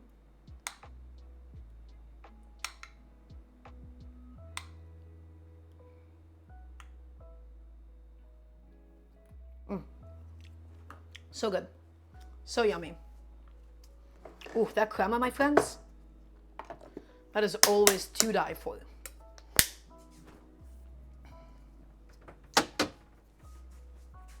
Okay? I don't really want to put my esquites in a condiment bowl because it's not really a condiment, but we'll put it there anyways.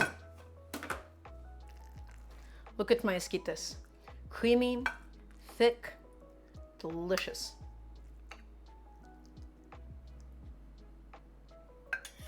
There you go. Let's get all of them around the perimeter. So good. That is so special. And now it is time to slice the quesadillas. Oh, it's time. I'm going to take this, I'm going to wipe all of this off.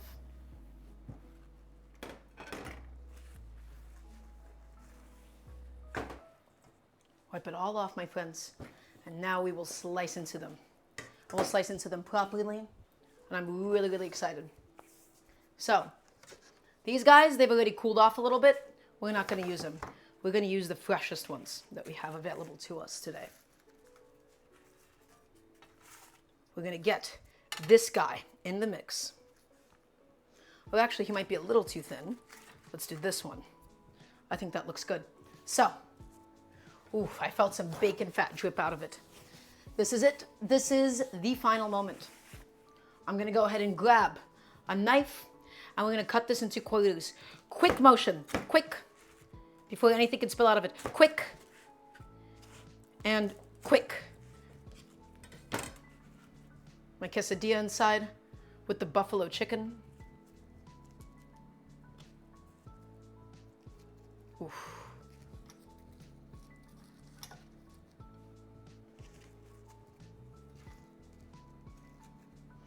That's it. I'm very happy about this. Okay? I'm going to rinse off my knife, and then we'll do a final recap session for today. And I'll also take a little picture just to commemorate the moment is the best way to put it.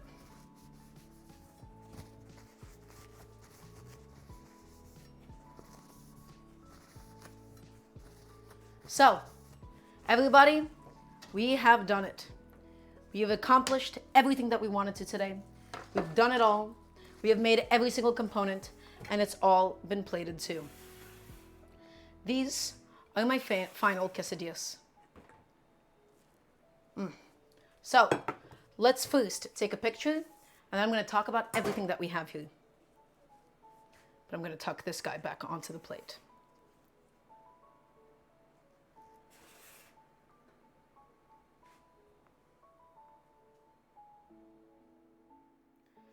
Everybody, this is it. My buffalo chicken quesadillas. We made our own pico de gallo. Red onions, lime juice, garlic, red onion, tomatoes, and a bunch of cilantro. We made esquites, a grilled corn salad. We charred corn, has some cotija, it has mayonnaise, it has lime juice, it has so much flavor. It has some jalapenos for the heat. It has some crispy bacon in there for some extra flavor as well. We also made this incredible jalapeno crema. Jalapeno, blanched cilantro, lime juice, lime zest, garlic and onion, sour cream. Last but not least, my leftover chicken combined with the bacon fat and Frank's Red Hot and some Oaxacan cheese. Stuffed inside a tortilla, beautifully pan fried. We're gonna try it as it is. Cheers, everybody.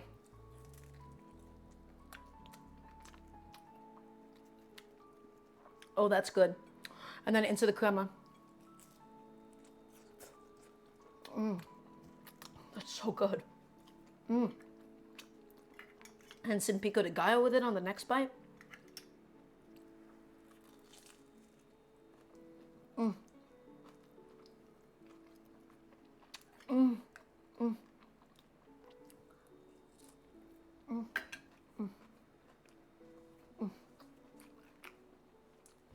And some esquites.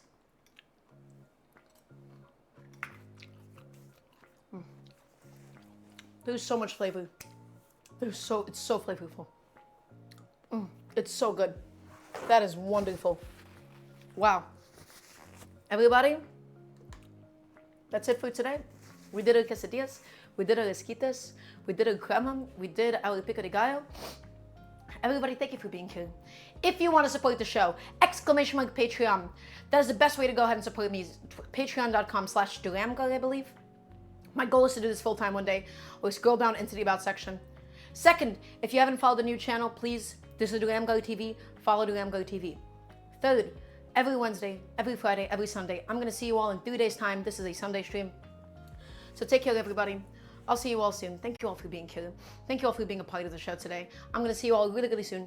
I appreciate every single one of you, and I'll see you all this Wednesday. Bye-bye.